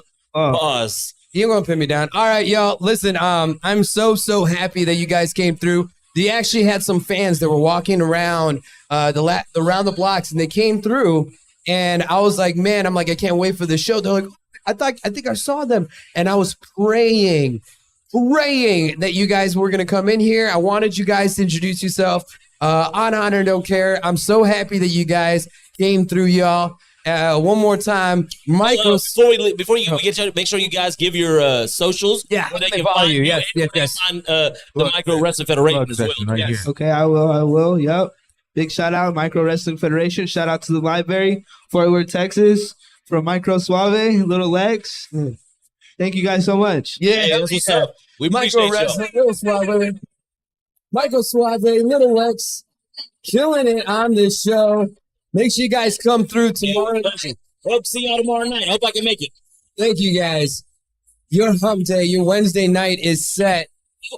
Come watch this show, y'all. I'm telling you right now, there's no way you cannot be entertained by the show. I have seen it, and I will tell you that it's like, if you don't know what to expect, that's great. That's exactly what you need. But your expectations will be met. Like, absolutely, absolutely. Well, I mean, that's a strong way to start the segment. But I know that we also got some other people that are waiting to come on the show. Don't you have a guest, right? We do. I have one guest. I'm not sure if he's here or not. We've got a couple of guests here. My guy with there he is. There he is. The Super Bowl shirt. You ready to come on, bud? You want to do a little? All right, ladies and gentlemen, we're bringing on our next guest, a repeat guest, a repeat feature. He was on the Metro Icon podcast, but you found him on the last episode, literally taking over Honor Don't Care with his own segment. Ladies and gentlemen, a comedic phenom around the DFW parts. Ladies and gentlemen, give it up for Sibraz. Everybody, he's back. Round 2, Sibraz on Honor Don't Care. He is back, y'all. If he could put on the headphones. Right, okay. There he is. What's going on, y'all? There he What's is. going on? What's good, man? Everything's good. Life's good. What's been into since the last time you was here? What's that been, like 2 weeks? Something like that. Did a few shows and made a lot of problems for some people, and that's about it, really. That's something Indians were good at. That we're good at causing people problems. Just a little bit. Oh no, but Sib is the problematic packy. Remember this? He's a problematic packy. I don't This is pay what he attention to that does. border. It's a I'm staple not paying attention to that border. He's still an Indian to me. It's the problematic I'm not paying packy. attention to that imaginary border. We had what do you call it? Yeah, but then like Ramadan started, so I like toned it down a little bit. Instead of fucking like 5 chicks a night, I was like 4. You know, just gotta be good. Moderation. Look, moderation. Thank you. Moderation's Thank you, good. Yeah. I would definitely appreciate that. You know what I'm saying? Like he's out here making strides in his life. Just a little bit. No. I've been just life's good, no complaints. I actually did a few podcasts and stuff, and I'm really enjoying this. I might start my own podcast at this point. That's how it always is, man. Once you jump on, you want to have I one. love the sound of my voice. Like It helps. It doesn't hurt. I mean, what you gonna do your podcast about? Sip says. Sip says. Actually, the one I'm working on is not that I'm working on. I actually started a podcast channel that I never got started. Well, it was called Welcome to Sib's World. There's a lot of those. Welcome to Sib's World. Well, no, I just started the channel and stuff, and then my comedy picked up. So I was like, all right, I just didn't have time, right? But now I'm like, okay, I'm at a point where in my career where I can like separate out some days so I can just record like we talked about last time. Like I can I can record a few episodes, right? And then just release them. So once a month I record 4 or 5 episodes, release them, and you can just upload them all on YouTube and what do you call that? You just post it for the future. You post it. Yeah, you schedule. Yeah, schedule. Yeah. Yeah. So I just do that. If nobody listens, nobody listens. It's fine. Dude, and I think that's the biggest thing. Like, On Air Don't Care is a little bit differently because we're invasive as far as like people listening, like as far as us going live and being in a live setting. Yeah. Metro Icon, it's like, that's kind of how I saw it. It's literally my own therapy. I have a certain type of therapy that I get here. Right. But it's a long game, though. Yeah. It's to bounce ideas off of. Yeah. He's good. No, you are. Like I feel like I'm a bit too high energy, and you're also high energy, but you like also kind of like hold me down, like, hey, come back to reality, you know? Mm-hmm. Yeah. Assuming we start our own podcast and kick him out again, right? Yeah. I'm not mad at you didn't kick me out. I left. Let's just fucking be sure about that. I left because it's like at a certain point, it's like, all right, I'm not saying. Then I hear a little shit talking. I'm like, fuck this, and I just left. I left the fucking segment. I left it for what it was.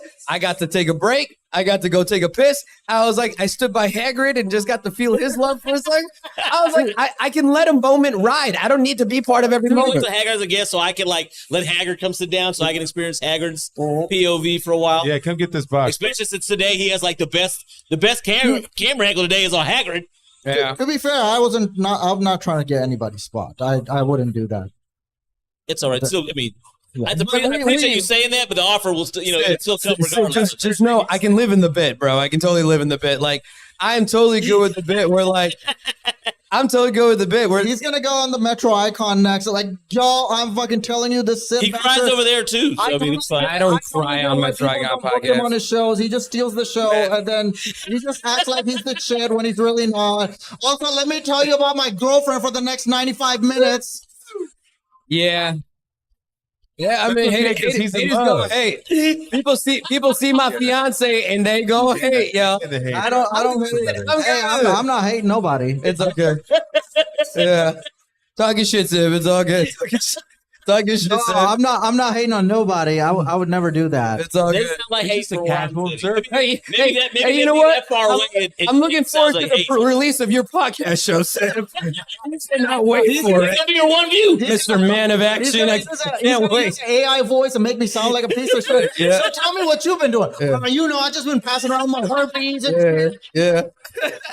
That's what he's gonna do. He's gonna use the AI voice changer. What is it called? Parrot or something that Elon Musk uses to fire people in Trump's voice. Or he sends the email that is the thing with the voice. I would never use Trump's voice. I would. I would use Will Smith's voice. Especially where I use Will Smith's voice before I slap somebody. You know, right? Keep my Twitter's name.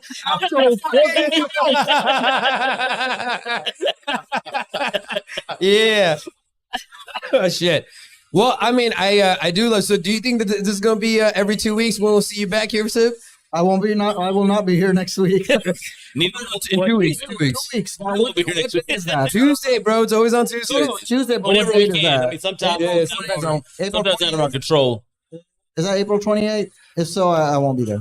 I'm not. 2 weeks from What is today, the 4th. what's today? April 14th, 18th. 7th, so 14th and 21st. Yeah, I probably will not be. I probably won't be there. Town? What you got? A corporate gig? Yeah, I gotta go to Oklahoma and do a birthday party. Fuck yeah. Party. Wait, how old? 40? Okay, that's good. I mean, like, if it was like 40, Is it at a the older the better. The older the better. It's at their house, and they're both doctors. And I said, look, I'm a little bit on the higher end. I'm gonna charge you $2,500. He's like, oh, that's fair. Okay. I thought he was gonna negotiate. It's an Indian doctor too. And they're like, you do the DJ? So you've done a lot of like home stand-up gigs or whatever. Yeah, all the time. Like, how do you feel? Like, I mean, I'm not a stand-up comedian, but I've heard. Hello, Mamacita. Good Lord. Man, I'm telling you, I gotta stop looking at these white girls. Man. I swear. Why? Cause dude, they're like a freaking addiction for me. It's like I need like White Girl Anonymous or something. That could be a sketch. WTA. White Girl you don't need Anonymous. Just date you some hood white girls. That'll get you out of the. That'll get you out of the whole. I like a little bit of trashiness too. So. It's my problem. When I was young, it was my problem too. Now I like a good wholesome girl. So like that, there's not a lot of those running around. So that kind of like buffers them out for me. I guess that. I used to have a problem though. How old are you again? 35. Yeah, you got some time. I was making bad decisions. I'm older than 35. Sib. You're older than me. Yeah, I'm 36.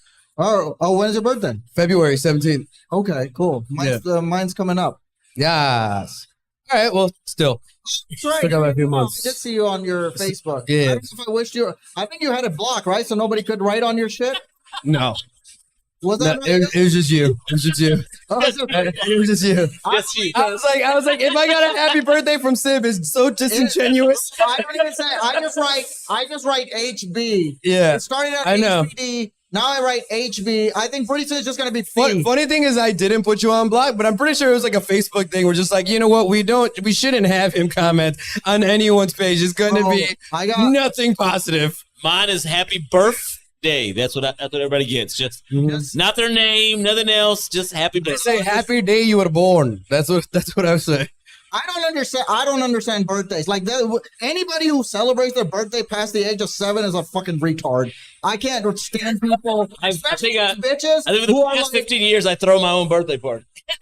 Bro, especially after these bitches who are like, oh, it's my birthday weekend. It's like, yeah, that's wild. That's a different story. It's my birthday month. Yeah. I'm literally broken up with 2 chicks who are like, oh, it's my birthday weekend. I broke up with her on her birthday. Yeah. So I will say this. I don't give a shit. I agree with you on that point. But as far as like celebrating, like I celebrated my sister's 40th birthday, which is like, and she never celebrates her birthday. She never cares to, right. And she's much more humble than I am. So she doesn't care for the spotlight or anything like that. But like my boy Illis flew in for the weekend, and so like me and him handled her 40th birthday. Yeah, and he stopped by. It was a turn up and a half. Like, and we had people from all over. Turn up so hard. Yeah, we had like people like her friends and family that I've known since I was a little kid, and they all flew in, and I haven't seen them for. I mean, so that was a fantastic celebration, and like my sister was lit, my brother-in-law was even more lit. The happiest person he was happy to see was this motherfucker right here. Like, I can tell he's the life of the party. I can tell. No, he was just chilling. DJ, everybody's my brother-in-law who put on the party. I mean, like I'm telling you.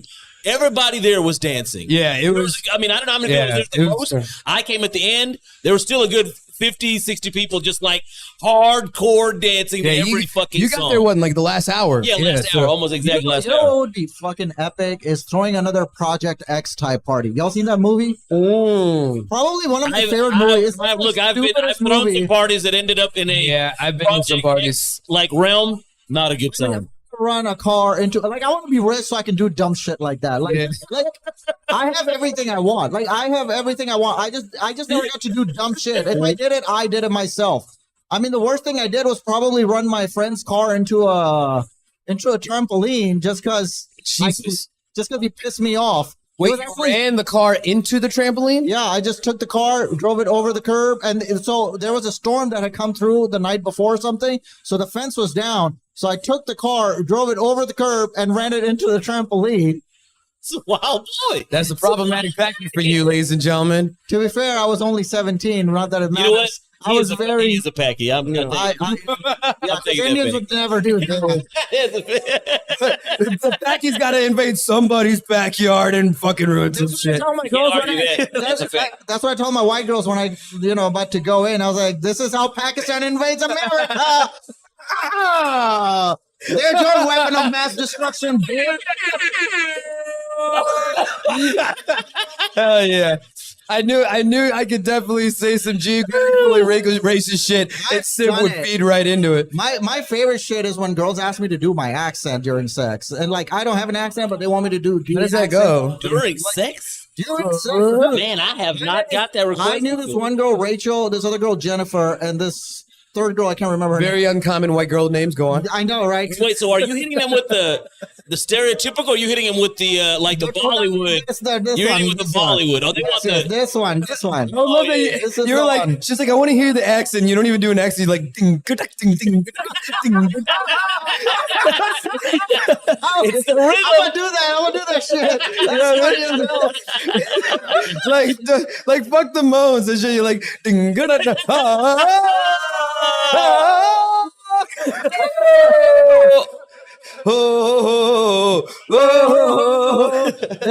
No, all right. He's not down for that. All right, cool. I mean, unless you're hitting from the back, then you gotta. Oh yeah. So, I mean, she can't really see in the back. You ever put a mirror in the do it for front her? and then you're like in You the do it back for and her? you're like, what? No, I do it for the girl. I love to please my bitches. Like I do. I love to please my bitches. Like Dude, it's gonna start to come in all the like different sex versions. Get your mass, like how fucking it's gonna start fucking pooling in my brain now. okay, so that song, Tujhe Dekha To Ye Jana. That's my fucking number one, bro. Right? So I'll be like, Tujhe choda to ye jana. I don't. Oh, you don't speak. We don't speak Hindi. Oh, since the day I we fucked get it. you. Good job. All right, that was all right. Just cut that part out. Stop recording. Flip it. You know how comedy works, bro. Stop recording. You know how comedy works. The bad bits get left in. That's Hey, it's not my fault you're fucking uncultured from your own fucking country's language. Like, you can't speak your own country's language. Hey, you 2-against-1. Know your crowd. You've been on the show before. You know exactly. You've been on my podcast. I've told you like 5 times I'm both South Indian. This is your own fault. No, but y'all We can't blame your memory. You're younger than me. No, like I live in Pakistan. I know fucking Urdu. I love that. I've never lived in India. How am I gonna learn a language? Bro, Your parents didn't speak it. I mean, I understand my language fairly well. I'm not very good at speaking it, but like, I mean, if I'm in India, I can get around. You say y'all speak Kerala? No, that's Kerala is where we're from. Kerala is where we're from. Malayali is Muslim is our language. Yeah. Sounds like a pinball machine. Very much so. It's not too far. Very much so. I love how he got mad at us. He was like, it's like he got mad at us in the same way, like that they didn't accept his coupon at the fucking Quickie Mart and shit. Like, no, it's like that fucking, no, fuck you, man. I'm just coming here, just trying to buy the business, and you're not like, do this business. Bro, when I first moved here, I like so like we didn't have a lot of money, and I got this coupon for Domino's, I think, and so the thing was totally. They 4 down pieces are Domino pizza.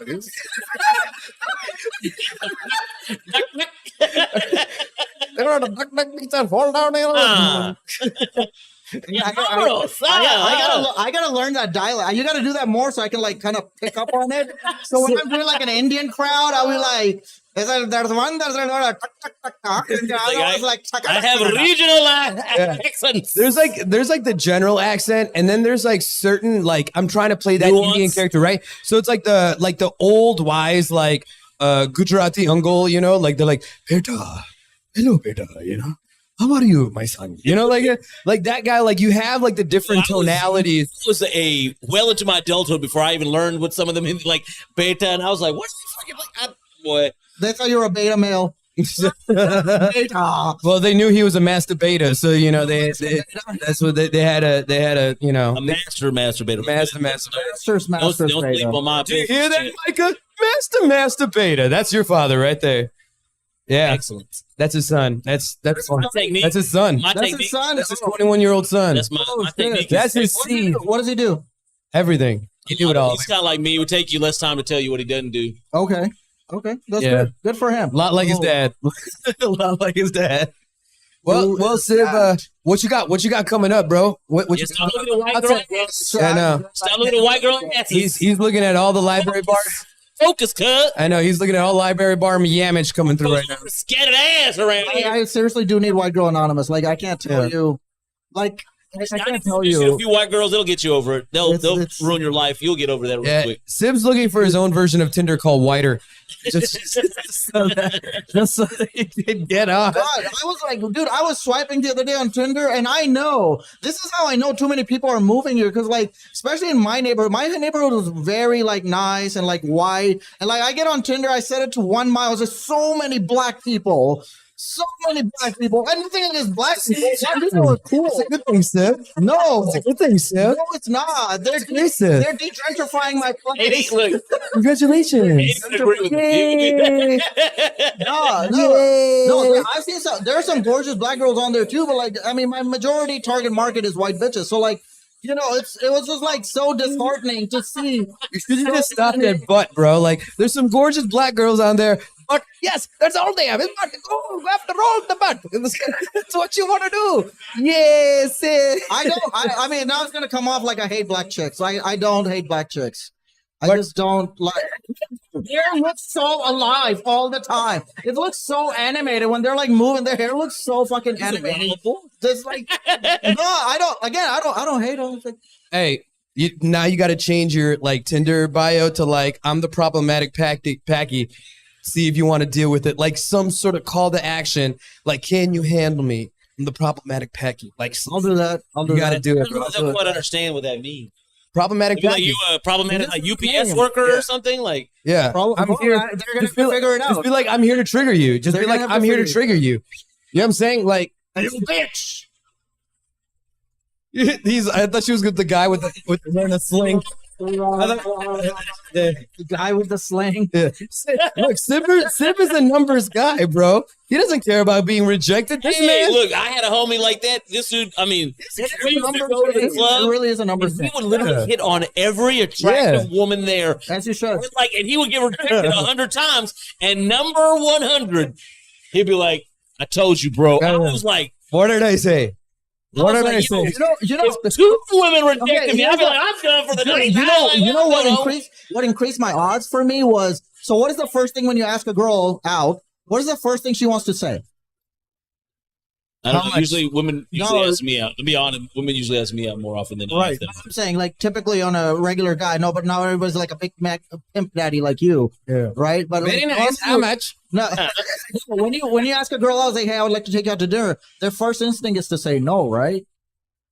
Like, first instinct is girls do. Like, of course, if she's like head over heels, like she's like, oh, this is gorgeous. Like generally, if I ask a girl, that is generally because I know she's going to say yes. Like I'm not apt to ask girls I don't know are going to say You're afraid yes. of rejection, or you just don't want to Terrified. Maybe not afraid, but like you don't like. Nobody I don't likes like getting rejection. rejected. I mean, like one of the major components that I need my women to have is that they like me. So, like, once I know that, it's much easier to fucking. But again, it's like you. But that doesn't necessarily mean you're gonna say yes to every girl that likes you. Right. I think what you're saying is that you're more likely to go after the girl that is likely to say no to you. No. So girls, Yeah, okay, you shut here's out the the thing. window there, fam. I learned a lot. I only shot out of my league. Like that. What do you think Yeah, an but apple you're are? like making assertions about why he doesn't.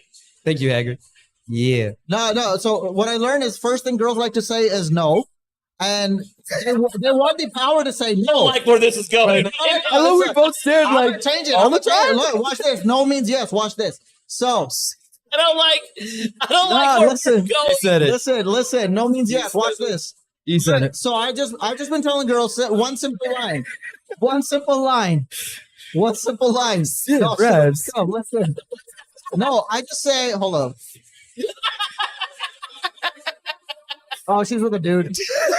No, listen. So one simple line. All I say is, hey, would you be opposed to grabbing dinner tonight? That's it. Would you be opposed to grabbing dinner tonight? So she gets to say no, like she wants, and that no means yes. You Hey, hit me on the yo, first part, but you lost You know me what? on the second part. I think that man is a fucking genius. I agree. Like, But I got lost on the second somebody point. gets it. Yo, here's what happens, right?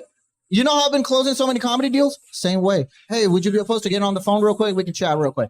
Oh, hey, are you dissatisfied with the last comedian you booked? Yeah. Oh, or no, were you satisfied with the last comic you booked? Because they always have some grievances, right? So you just say, you get them to say no, which means yes. You phrase the question in such a way where no means yes. I get what he's saying. Hey, I you get want it. $1 million? No. Fucking asshole. Fuck my shit out. You asked the wrong person. You asked the wrong person. Are you a millionaire? No. Oh. God, no. No wonder, because you say no. No, he just knows he wants to play the antagonist to not make I'm a it the contrarian. work. Like it, No, but but that's I how, really don't want $1 that's million. how it You know what I'm works. saying? It's like, That's really how it works. You just get them to ask a no question that means yes. Like if you if a girl's like saying something or like you this, you that, it's like, hey, do I treat you badly? No. Have I ever abused you? No. Am I mean to you? No. Okay, so what's wrong? Are you not happy anymore? No, I am. You're breaking down the whole psychology of us. Jedi mind trick. Yeah, I know, right? Here's what happens. Problematic packy right here. What I learned at a very young age is that it's easy to say yes. When people say yes, they can always go back to no. But when people say no, they're like, when people fucking say no, when people say no, they actually logically think about it when you put them to say no. I love that there was a conversation where she's like, no, wait, no, yes, no, what is it? Oh, I guess I'll grab dinner at 5 on Friday. I tried to go in bed one time. I said, hey, are you going to regret this in the morning? No. Okay, let's do this. Yeah. We did. Yeah. We did.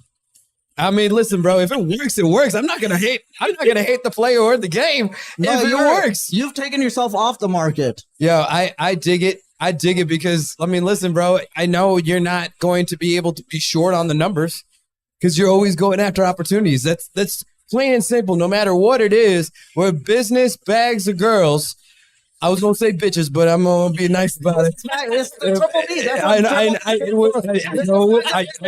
I knew, Sib. I knew. Okay, but I'm just saying that, like, you shoot your shot, and you know how to turn the cell. Like, I think, I think that's really what it is you know how to turn the cell.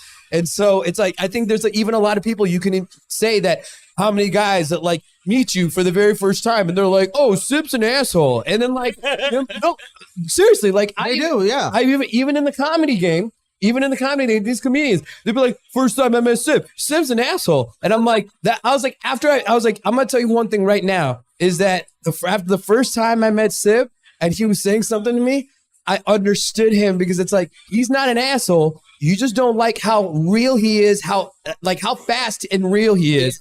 He's very honest right off the, like, he's not going to be like, oh, I've been doing this for 3 months. And he'd be like, oh, welcome to the comedy game. Like, he's not that guy. He's going to be like, hey, man, hey, that's cool and all, but if you're not fucking doing shit in 3 minutes, get the fuck off stage.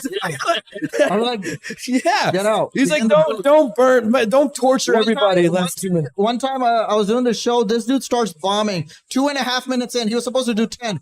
2.5 minutes in, he starts bombing. I let him off. He gets off stage. We're like, dude, was that 10? I was like, no, you fucking suck. Get out of here. I did that to myself for my first open mic. He was like, he did that to himself. Johnny did 3 out of 5 minutes.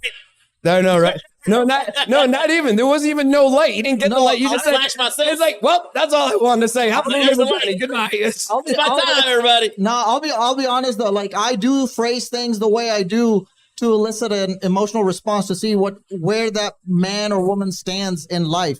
If they get triggered by the way I say shit, I'm like, I don't want them in my life. They're just going to be pussy about it. They're not going to be hustlers. They're not going to go after the bag. They're just going to be like, oh, hand me opportunities. Mm-hmm.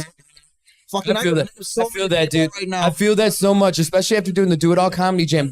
I mean, even after my More to Go showcase, I'm like, yo, I've been saying this is my first showcase I'm putting on. And I got DMs like, hey, man, if you ever like need somebody on your show, like, let me know. I'm like, I don't know who you are. Yeah. I mean, granted, I have had some comedians that have sent me clips. And I'm like, you know what? At least that is the respectable approach. It's like, send me your clip. Yeah. But like when Give you're me just a reason as to why I would want to put you on the show, exactly. Not because you asked. But like when there's comedians and they're just like, I don't know who they are. And they're like, hey, man, I'm a comedian. I come around this area. Put me on your next show. Or they're like, hey, man, or they'll call me that day like, hey, can I just come on your show? And I might have seen him, but I'm like, at the same time, like day of, I'm like, yo, I have my lineup set. You know, if you're telling me the only way you'll come and support the show is if I put you on, like, I don't need that type of work. No, they're supporting themselves. They're just supporting themselves. I mean, I'm not saying a comedian, but like in hip hop and whatever I did, like when I saw someone that was in a higher position than me. Play my shit. My question to them was, what can I do for you? Not a follow-up for what can I do for you that you will help me out. Right. No, it's just, how can I help you? Yeah. And honestly, any producer, they're gonna have that conversation already when the shows are. They've had that conversation, so it's like if they have a guest spot to fill, that producer will reach out to who they want as a guest spot. They're not going to just be like a comedian goes up and be like, "Hey man, give me a spot," and they're like, "Okay." I would love to meet the producer that is just that blindly generous. Sure, there are, but but then again, it's like how much respect would you have for that producer? They could be more about the clout or the friendships because a producer, if the producer saw that this guy who wants to go on, who doesn't know the comedian, but he sees he has a shit ton of followers and he's doing well and he's traveling, that's a different story. You can intrigue that. But again, a lot of you guys are looking for clout, and then all they're doing is literally just asking, "Put me on," and there's no substance. There's no like, "Hey, how are you?" Like they killed the open mic or the showcase the other day, and they're like still living off that high. I'm ready. Yeah, it's like they do that good solid 5 minutes. It's like, "Oh, dude, I murdered it. I'm so funny." And I mean, we all have that. I did that like my first year, and I was like, you know what? I could do better. Yeah. But then again, I have high standards for myself, like some of these losers. Most of these losers. Most of the comedy community are fucking losers. I mean, I think that's true about every entertainment genre. See, I'm not saying they're not funny. They're just like fucking loser mindset. It's not that they're not funny. It's a loser mindset. I feel that. That's why I don't hang out with a lot of comics. I don't think that people are losers. I think that people do have loser-like mindsets. Yep. Or loser-like action that creates a loser mindset, right? Yep. Like what they do and how they operate. And especially the biggest takeaway is, are these all excuse motherfucker? Oh, this didn't work out, or this didn't happen, or they're holding on to old clout. Oh, I was on the Tonight Show in 1998, and it's kind of like, they're holding on to old clout, and then they're holding on to this like, oh, book me because I did this 15, 20 years ago.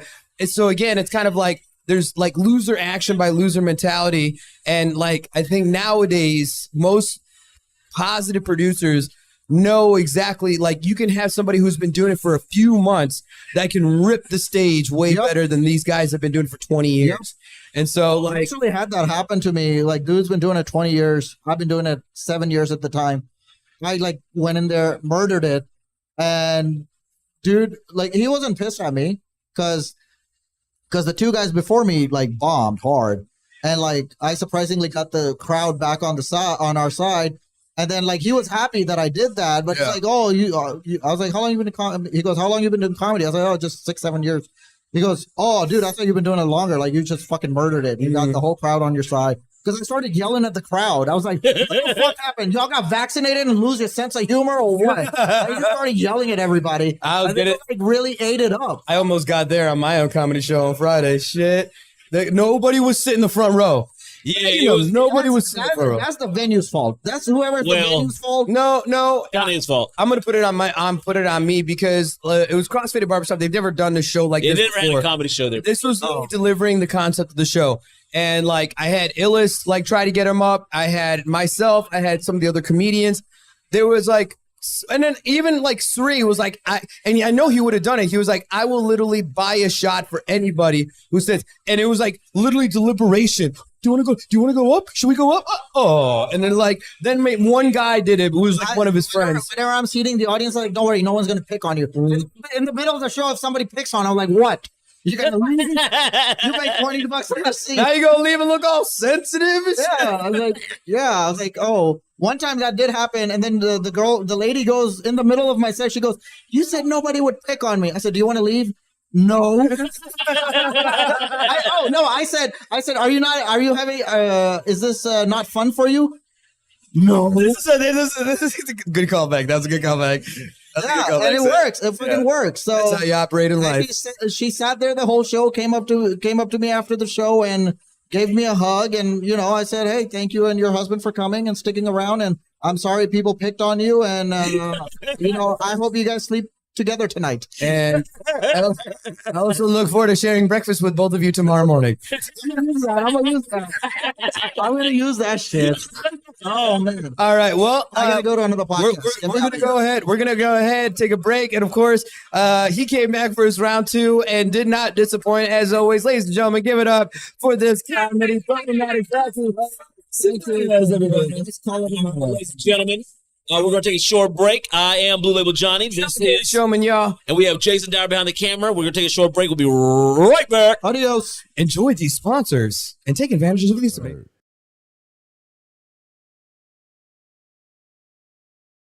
Yo, I got to take a second real quick to tell you about our sponsors that we have here for the Metro Icon podcast, starting with Insider Cloth. Now, Insider Cloth, y'all, is an innovative application to bring more clarity to all your everyday glass, screens, and professional lenses where you won't have to worry about forgetting that microfiber cloth to get the job done. Insider Cloth is an iron-pressed microfiber cloth to apply to any of your clothes or professional wear, which resides on the inside of your apparel. Now, your general fabrics can actually create micro abrasions to your glass surfaces, and over time, it actually will reduce the clarity and visibility to your glasses, cell phone, or other glass product or screens. It's super easy to apply and can be added on the inside of your common wear or even the specialty wear like your men's ties or pocket squares. Now, go to insidercloth.com and apply the promo code DIACLOTH. That's DIACLOTH to get 10% off your next order. And I promise you, y'all, Insider Cloth is the last microfiber cloth you will ever need.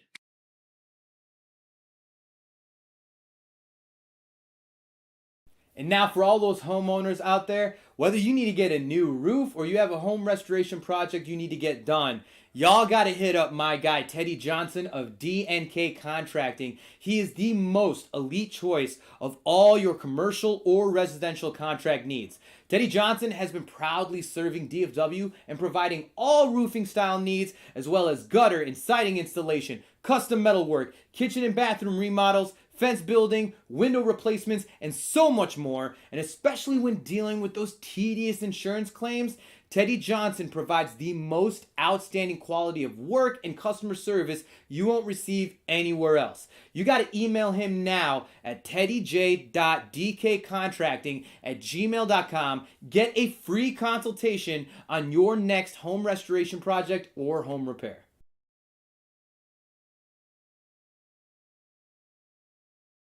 And of course, y'all, you know I got to talk about my businesses. Do It All Entertainment. For anyone looking to amplify their next live event, whether it's a corporate event, conference, or that special wedding celebration with your loved ones. Do It All Entertainment brings the highest and most dynamic performance entertainment with top quality audio and visuals. There's literally no limit to what we can provide and can be accomplished at your next event. So visit us at doitallive.com or email us at info@doitallentertainment.com. Mention the Metro Icon podcast to get a unique offer on your next event package. Then, of course, we have DIA Media for your go-to media production and creative consultation needs. If you're looking to amplify your business or brand visual promotions and trying to start a podcast of your own, reach out to DIA Media through our Facebook page and mention the Metro Icon podcast to get a special offer on your production needs.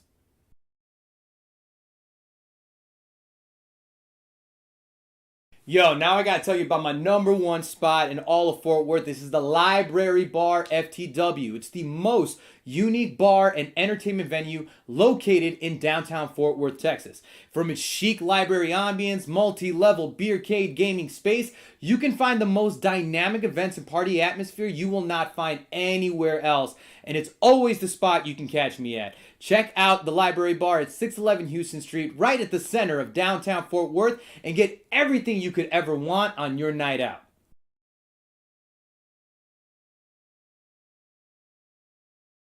Hey, what it is, what it do? It's your boy Blue Label Johnny, giving you the Blue Label Weekend Itinerary. On Friday nights, you can catch me with the lovely staff of Hooters Grand Prairie, kicking off the weekend in style. And on Saturday night, the party's going down. I'm busting out the karaoke. I'm at Eagles Point in Saginaw. And on Sunday, to close out the weekend, you can catch me in downtown Fort Worth at the Library Bar. Check in with me all weekend long, ladies and gentlemen. I'm holding the party down.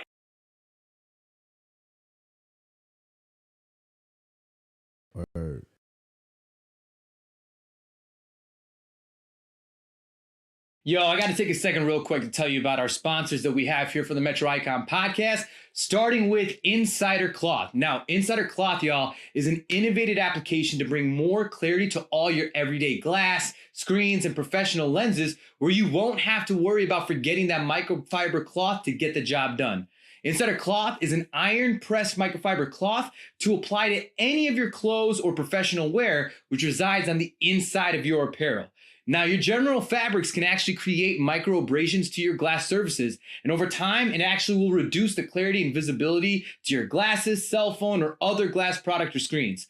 It's super easy to apply and can be added on the inside of your common wear or even the specialty wear like your men's ties or pocket squares. Now, go to insidercloth.com and apply the promo code DIACLOTH. That's DIACLOTH to get 10% off your next order. And I promise you, y'all, Insider Cloth is the last microfiber cloth you will ever need.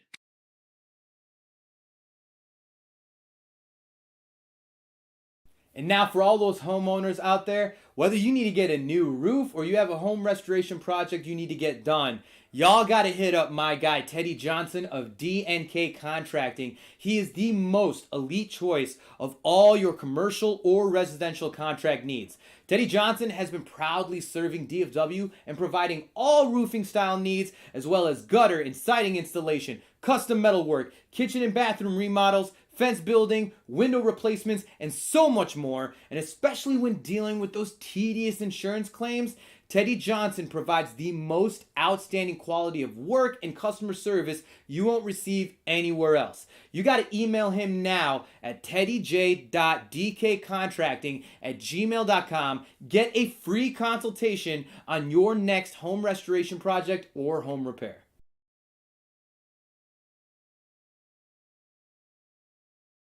And of course, y'all, you know I got to talk about my businesses. Do It All Entertainment. For anyone looking to amplify their next live event, whether it's a corporate event, conference, or that special wedding celebration with your loved ones. Do It All Entertainment brings the highest and most dynamic performance entertainment with top quality audio and visuals. There's literally no limit to what we can provide and can be accomplished at your next event. So visit us at doitallive.com or email us at info@doitallentertainment.com. Mention the Metro Icon podcast to get a unique offer on your next event package. Then, of course, we have DIA Media for your go-to media production and creative consultation needs. If you're looking to amplify your business or brand visual promotions and trying to start a podcast of your own, reach out to DIA Media through our Facebook page and mention the Metro Icon podcast to get a special offer on your production needs.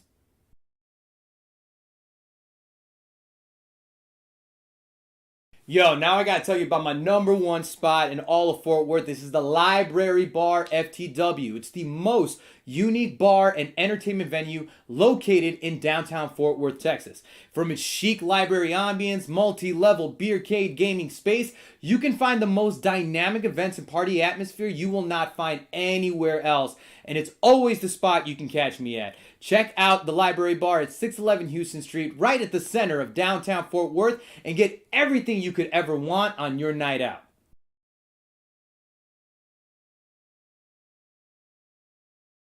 Hey, what it is, what it do? It's your boy Blue Label Johnny, giving you the Blue Label Weekend Itinerary.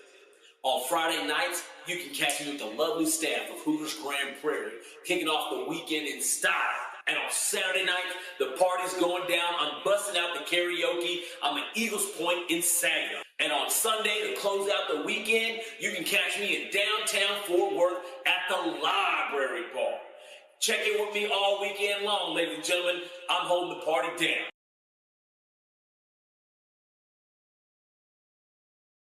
Word.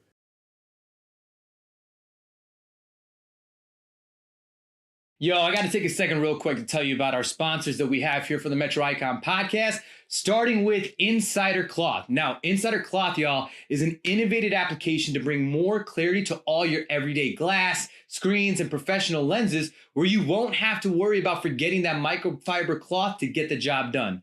Insider Cloth is an iron-pressed microfiber cloth to apply to any of your clothes or professional wear, which resides on the inside of your apparel. Now, your General Fabrics can actually create micro abrasions to your glass surfaces, and over time, it actually will reduce the clarity and visibility to your glasses, cell phone, or other glass product or screens.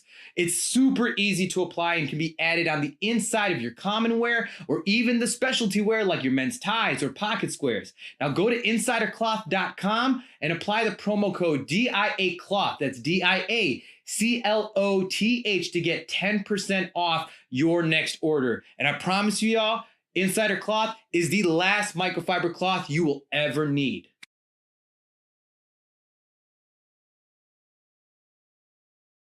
And now for all those homeowners out there, whether you need to get a new roof or you have a home restoration project you need to get done, y'all got to hit up my guy, Teddy Johnson of D&K Contracting. He is the most elite choice of all your commercial or residential contract needs.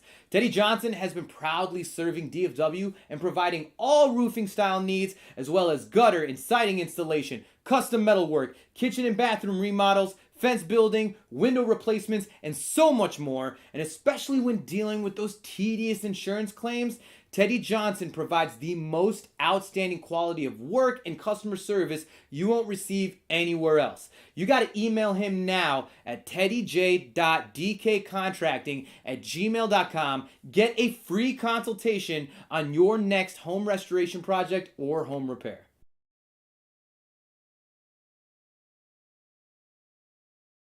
And of course, y'all, you know I got to talk about my businesses. Do It All Entertainment. For anyone looking to amplify their next live event, whether it's a corporate event, conference, or that special wedding celebration with your loved ones.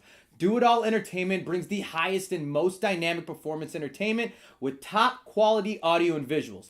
There's literally no limit to what we can provide and can be accomplished at your next event. So visit us at doitallive.com or email us at info@doitallentertainment.com. Mention the Metro Icon Podcast to get a unique offer on your next event package. Then, of course, we have DIA Media for your go-to media production and creative consultation needs. If you're looking to amplify your business or brand visual promotions and trying to start a podcast of your own, reach out to DIA Media through our Facebook page and mention the Metro Icon Podcast to get a special offer on your production needs.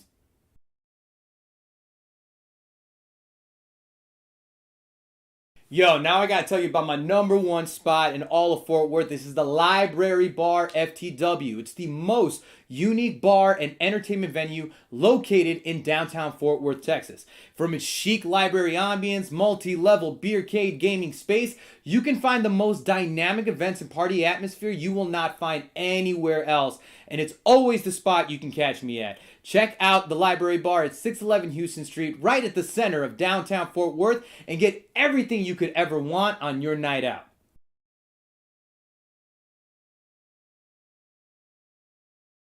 Hey, what it is, what it do? It's your boy Blue Label Johnny, giving you the Blue Label Weekend Itinerary. On Friday nights, you can catch me with the lovely staff of Hooters Grand Prairie, kicking off the weekend in style. And on Saturday night, the party's going down. I'm busting out the karaoke. I'm at Eagles Point in Saginaw. And on Sunday, to close out the weekend, you can catch me in downtown Fort Worth at the Library Bar. Check in with me all weekend long, ladies and gentlemen. I'm holding the party down.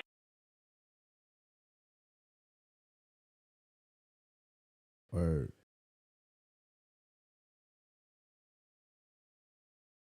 Yo, I got to take a second real quick to tell you about our sponsors that we have here for the Metro Icon Podcast, starting with Insider Cloth. Now, Insider Cloth, y'all, is an innovative application to bring more clarity to all your everyday glass, screens, and professional lenses, where you won't have to worry about forgetting that microfiber cloth to get the job done.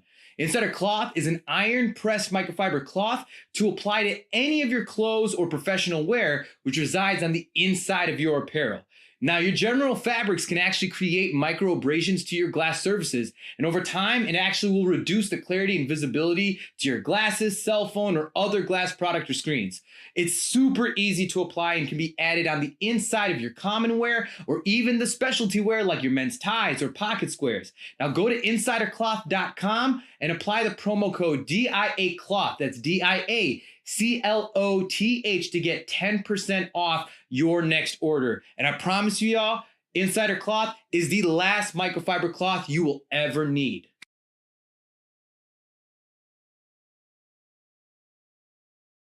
And now for all those homeowners out there, whether you need to get a new roof or you have a home restoration project you need to get done, y'all got to hit up my guy Teddy Johnson of D&K Contracting. He is the most elite choice of all your commercial or residential contract needs. Teddy Johnson has been proudly serving DFW and providing all roofing style needs, as well as gutter and siding installation, custom metalwork, kitchen and bathroom remodels, fence building, window replacements, and so much more. And especially when dealing with those tedious insurance claims, Teddy Johnson provides the most outstanding quality of work and customer service you won't receive anywhere else. You got to email him now at teddyj.dkcontracting@gmail.com. Get a free consultation on your next home restoration project or home repair.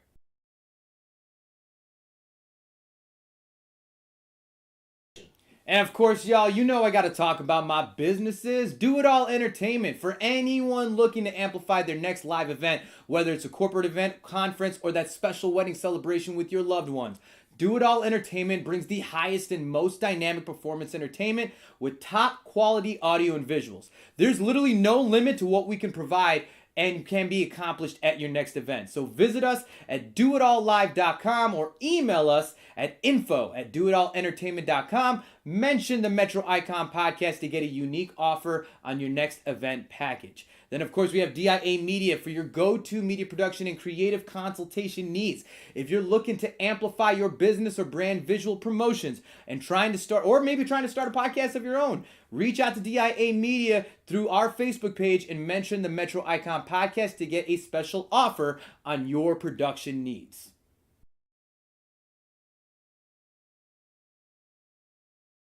Yo, now I gotta tell you about my number one spot in all of Fort Worth. This is the Library Bar FTW. It's the most unique bar and entertainment venue located in downtown Fort Worth, Texas. From its chic library ambience, multi-level beercade gaming space, you can find the most dynamic events and party atmosphere you will not find anywhere else. And it's always the spot you can catch me at. Check out the Library Bar at 611 Houston Street, right at the center of downtown Fort Worth, and get everything you could ever want on your night out.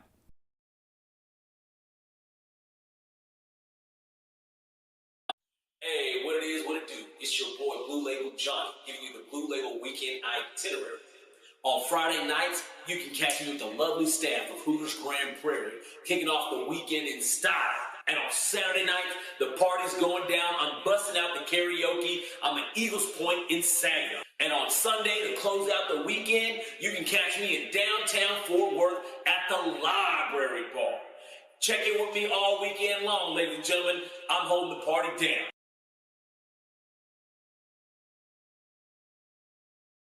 Word.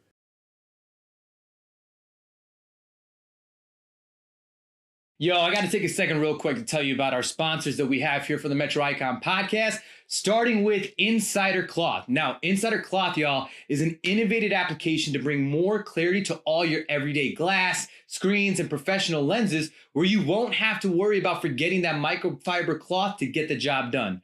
Insider Cloth is an iron-pressed microfiber cloth to apply to any of your clothes or professional wear, which resides on the inside of your apparel. Now, your general fabrics can actually create micro abrasions to your glass surfaces, and over time, it actually will reduce the clarity and visibility to your glasses, cell phone, or other glass product or screens. It's super easy to apply and can be added on the inside of your common wear or even the specialty wear like your men's ties or pocket squares. Now, go to insidercloth.com and apply the promo code DIACLOTH. That's DIACLOTH to get 10% off your next order. And I promise you, y'all, Insider Cloth is the last microfiber cloth you will ever need.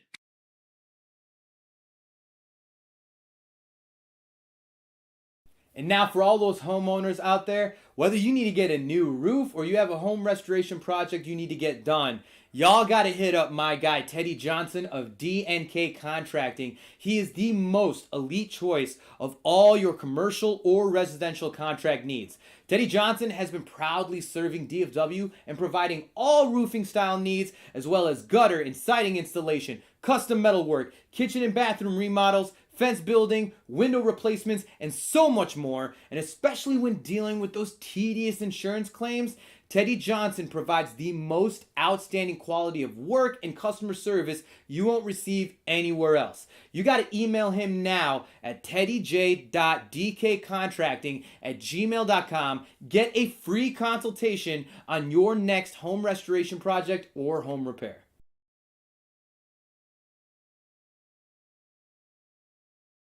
And of course, y'all, you know I got to talk about my businesses. Do It All Entertainment. For anyone looking to amplify their next live event, whether it's a corporate event, conference, or that special wedding celebration with your loved ones. Do It All Entertainment brings the highest and most dynamic performance entertainment with top quality audio and visuals. There's literally no limit to what we can provide and can be accomplished at your next event. So visit us at doitallive.com or email us at info@doitallentertainment.com. Mention the Metro Icon Podcast to get a unique offer on your next event package. Then, of course, we have DIA Media for your go-to media production and creative consultation needs. If you're looking to amplify your business or brand visual promotions and trying to start a podcast of your own, reach out to DIA Media through our Facebook page and mention the Metro Icon Podcast to get a special offer on your production needs.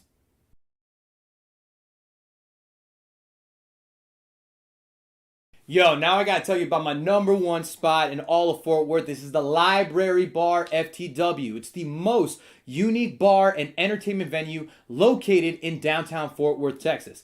From its chic library ambience, multi-level beercade gaming space, you can find the most dynamic events and party atmosphere you will not find anywhere else. And it's always the spot you can catch me at. Check out the Library Bar at 611 Houston Street, right at the center of downtown Fort Worth, and get everything you could ever want on your night out.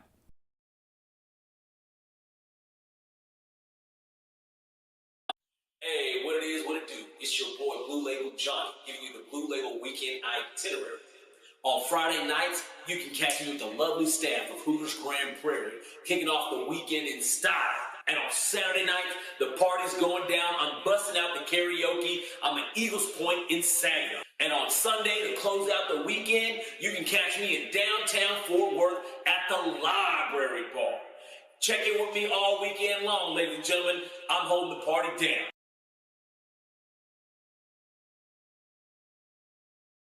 Word.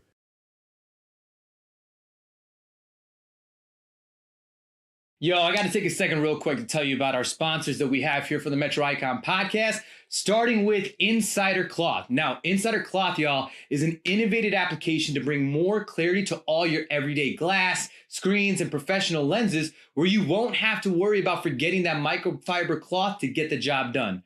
Insider Cloth is an iron-pressed microfiber cloth to apply to any of your clothes or professional wear, which resides on the inside of your apparel. Now, your general fabrics can actually create micro abrasions to your glass surfaces, and over time, it actually will reduce the clarity and visibility to your glasses, cell phone, or other glass product or screens. It's super easy to apply and can be added on the inside of your common wear or even the specialty wear like your men's ties or pocket squares. Now, go to insidercloth.com and apply the promo code DIACLOTH. That's DIACLOTH to get 10% off your next order. And I promise you, y'all, Insider Cloth is the last microfiber cloth you will ever need.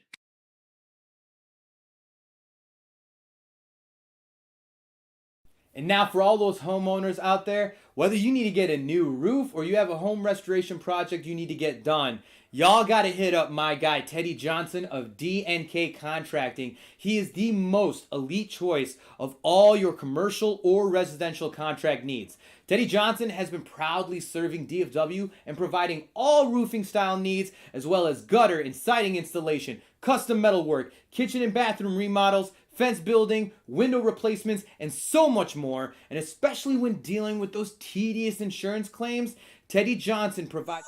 Hey, what it is, what it do? It's your boy Blue Label Johnny, and this is Shawn K, the Showman, y'all. And this is On Air Don't Care, ladies and gentlemen. We are back from another break, and we have another guest ready to come on Air Don't Care. Sir, why don't you come on down? We have another once again offender, another round 2 episode with another DFW comedian coming in looking like he put on 10 pounds of muscle since the last episode. Ladies and gentlemen, back on the show, we have Mr. Paxton Bailey. Hey, what's going on, y'all?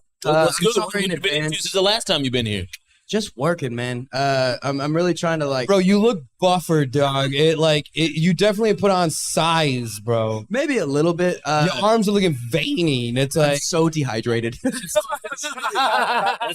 That's one way to get that appearance. that's the real shit. I can feel my blood sugar. It's just like syrup. I love it. Ouch. I love it. But yeah, man. Honestly, it's really just like the last time y'all saw me, I was wearing a big baggy shirt because I had. It was winter. It was, Oh, maybe. Yeah. So Maybe it's a long sleeve. That. now He's you got get to see the into my he's got douchey the cut. strong's already out now. You know who's like that, man? Dante. You know Dante, the comedian? Sideburns, yes. Yeah, like He's fucking yoked. yeah, he's like he's got this. He's always wearing like these hippie poncho type of shirts, but when it's like short sleeve, what, bro? Like this dude is pretty damn jacked. I mean, Jamie Jakes, you know, he's swole as shit. Like, Like, have you seen a picture of him back in the day too? yeah, dude. Holy shit, He's a big dude. So like, I mean, but there's like these comedians that like low key, you think that they're just like these hippies that come in here trying to sell you like their IPAs that they make in their closet and shit, and then all of a sudden they take off their they take off their they wear like some short sleeve polo or some shit, and it's like, I'm like, what the fuck? I didn't know you were jacked this whole time, dude. The first time I met Dante, I made a joke about how he looks like he does coke. I can't remember the joke at all. And then like the next time I saw him, he was wearing a short sleeve shirt. I'm like, you look like a great guy. Yeah. I made a joke. I made a joke at Reno's about Jamie Jakes because he was on stage, like on the panel. And so, like, I was like, man, Jamie Jakes over here, y'all don't know how strong it is. This guy's so strong, his mustache curls more than I do. He's got a very old timey. Him and Dante have that old timey, like curly little mustache. Anthony Ramos. Yeah, he's another one. Yeah, like it's like what Like kind a of 1970s haircut cartoon can I villain. get you today? Yeah, like He's not the only one. he was like, I'm gonna get you, Mario. The thing with that is, that's just he's got so much hair he could do anything with it. Dude, but he's like 21, bro. His potential. Micah, yeah. You know, he's the only he's like he's got years, man. Like give it one more year, bro. He's gonna have that curl. Facts. He's gonna put the Corleone in that fucking mustache. Is his mom Hispanic? Because you said he was your son, and I honestly She did have a tendency. She did have a tendency for Hispanic gentlemen. I think she thought I was Mexican, so like that. That makes sense. Wait, are you insinuating he might not be yours? Is that what you're There- saying? like, you can- there's absolutely no way. Like the similarities are obviously genetic. You know what I'm saying? Like, Got stolen it's- back. He's not like she had an affinity for Latin women, or Latin I men. mean, that's how he happened. You know what I'm saying? Freudian It's slip, like Sean. Wait, what? So that's a Freudian slip, son. You're just like Oh, affinity Brody. for So yeah, there we go. Latinas. I've done that so many times on stage. You know, so many things. I talked about this older dude and this younger guy looking like a father son, and I said mother son. I'm like, it happens all the time. It happens all the time. You need to get off that page, man. You need to like browse You around know on what? Pornhub. I want more Freudian slips. Give me that vape that you got in your pocket. There we go. I'm trying to slip up a little. Oh, which one is this one? This is different. that's what you want. Which one is this? Oh, this is like the normal. Yeah, no. Give me the other one that is This guy, the more cooler one. Look at it. the multicolored They joint. do it for the colors. That's what it is. So Paxton Bailey actually was on. I think this was the first ever Deep Ellum Comedy Festival. the April Fool's Fest. I was on April Fools. It was on Saturday. It was fucking. I was obviously. I mean, there was like a ton of Bro, comedy. 70 70 before, like the comedians. day before. Yeah. And then, like some dropped, of course.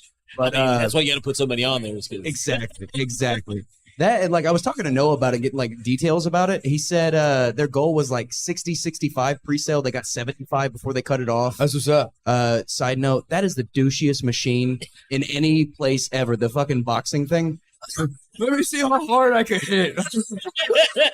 Harder than you, bro. let Chris hear you, the GM, because he's the guy with the high score on the shit. He like. Wait, no, we established he don't.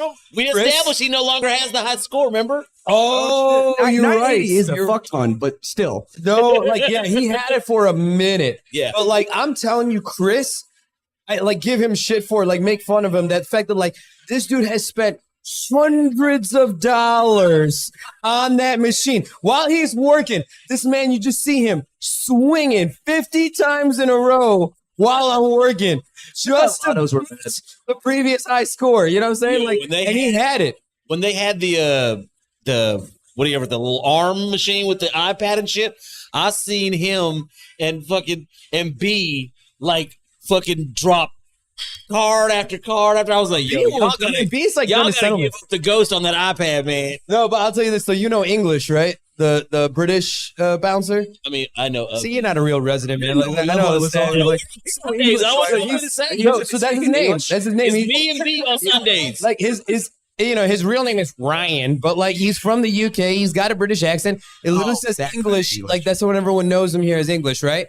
But like he's a former British Special Forces. Like he was in that branch. Like this dude has tally marks of bodies he's collected. Like he's fucking Killmonger in real life. Like and he runs security here, right? So like Chris will be playing that punching game, and like he'll come in.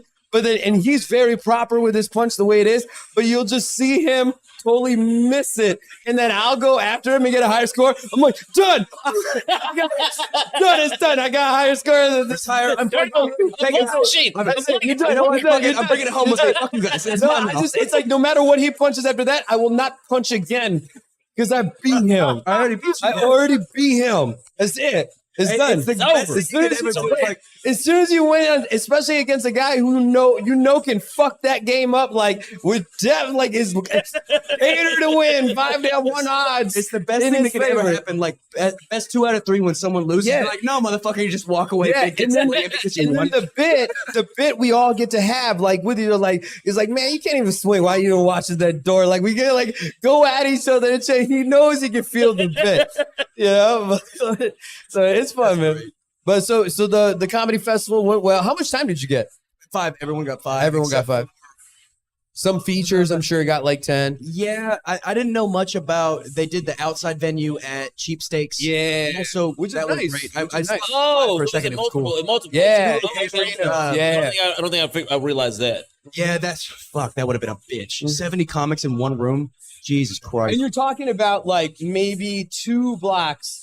Yeah. Both venues. So like a lot of the people, they bought the tickets and it's like the all access pass. They can go back and forth, so it doesn't matter. Makes sense. Yeah. So it's kind of like, and I'm sure maybe some people like they are like, oh, you can get a ticket like day up type of thing. Oh yeah, walk in too. But like the tickets he was selling were all access passes.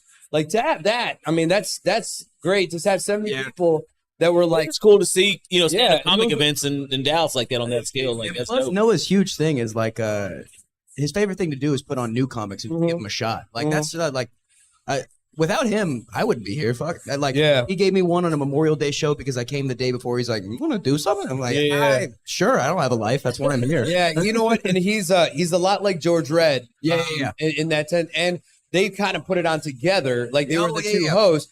And so it was after that week and the success of the comedy festival, Noah Shark of Swimming with Sharks Entertainment is now with Comedy Junkie Society. Oh, fuck yeah. Yeah. So like,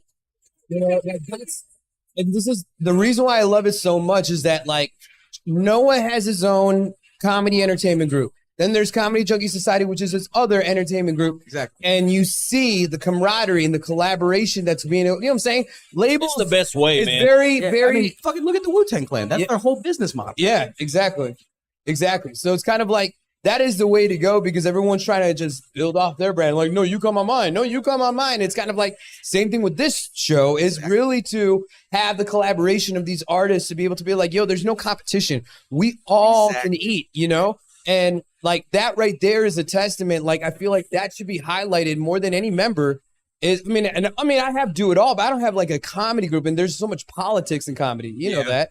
And so like, I saw them as 2 different comedy entities, and the fact that like one has joined the other, you know, like that respect being there. I mean, it says a lot of actually the love that's within comedy. Yeah. In the forum that is the most difficult art form there is. So yeah, one of the first things someone told me, and I want to say it was Miles Francis, maybe. So shout out Miles. Miles Francis, good man. One of the nicest guys in the game.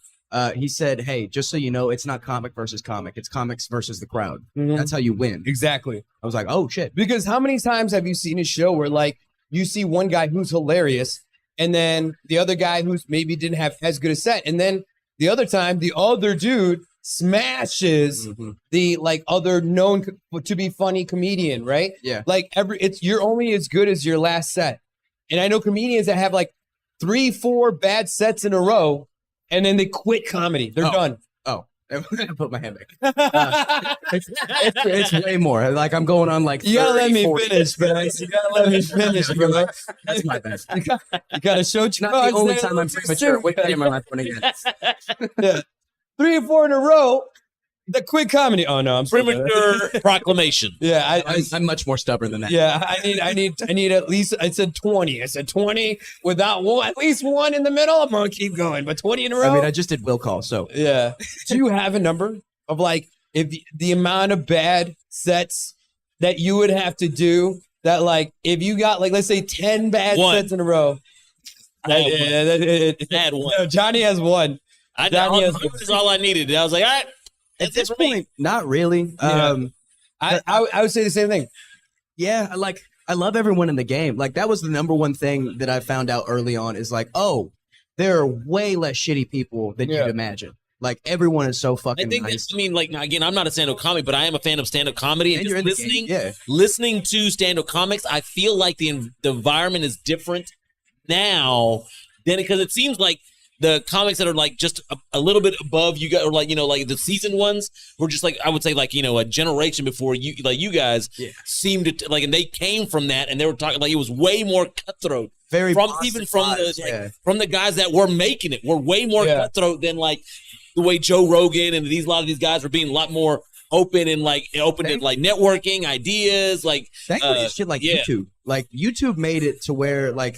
I'm not saying it's necessarily a great thing. YouTube, TikTok, like exactly, especially TikTok. There are TikTok, way less gatekeepers. Yeah, TikTok has been that has been the biggest monetary gain for comedians putting their name on Nimesh Patel. Yeah, not DFW Nimesh Patel, but like the Saturday Night Live Nimesh Patel. Like that guy, it's like from like literally TikTok clips of old videos that are like giving order. Paul Varghese. He's a guy who's been in the game for how many? Over 20 years. Guys that literally get casual texts from Russell Peters. Right. Like they're you see their IG and get a like from Russell Peters on one of the posts. This guy, and he's the most humble dude. But again, it's kind of like he's now like put out his clips on TikTok, and it's like, yo, now this dude is like, it's hard. Like he had to reschedule his round 2 episode on my podcast.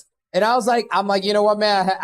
I kept my hopes up. Like I was just looking to positive. I'm like, let me know. And it's gonna be like another like back and forth. I mean, but you book busy people, and that's at least he knows that he wants to come back, and he's like responsive. And I have him. I know like if I message him, he's going to more than likely respond. Oh yeah. And so like, but yeah, man. Like I think the biggest thing, Joe Rogan right now for sure. Mentioning him and his comedy mothership.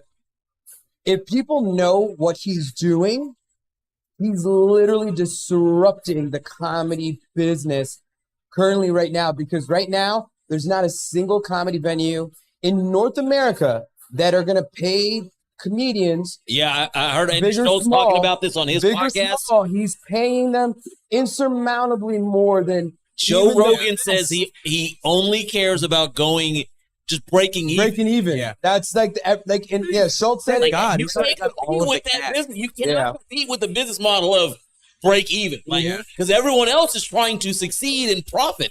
And if your competition is like, I mean, like think of what he's known for, his worst thing is his acting career. Yeah, he would agree with that. Yeah, and he would agree with it.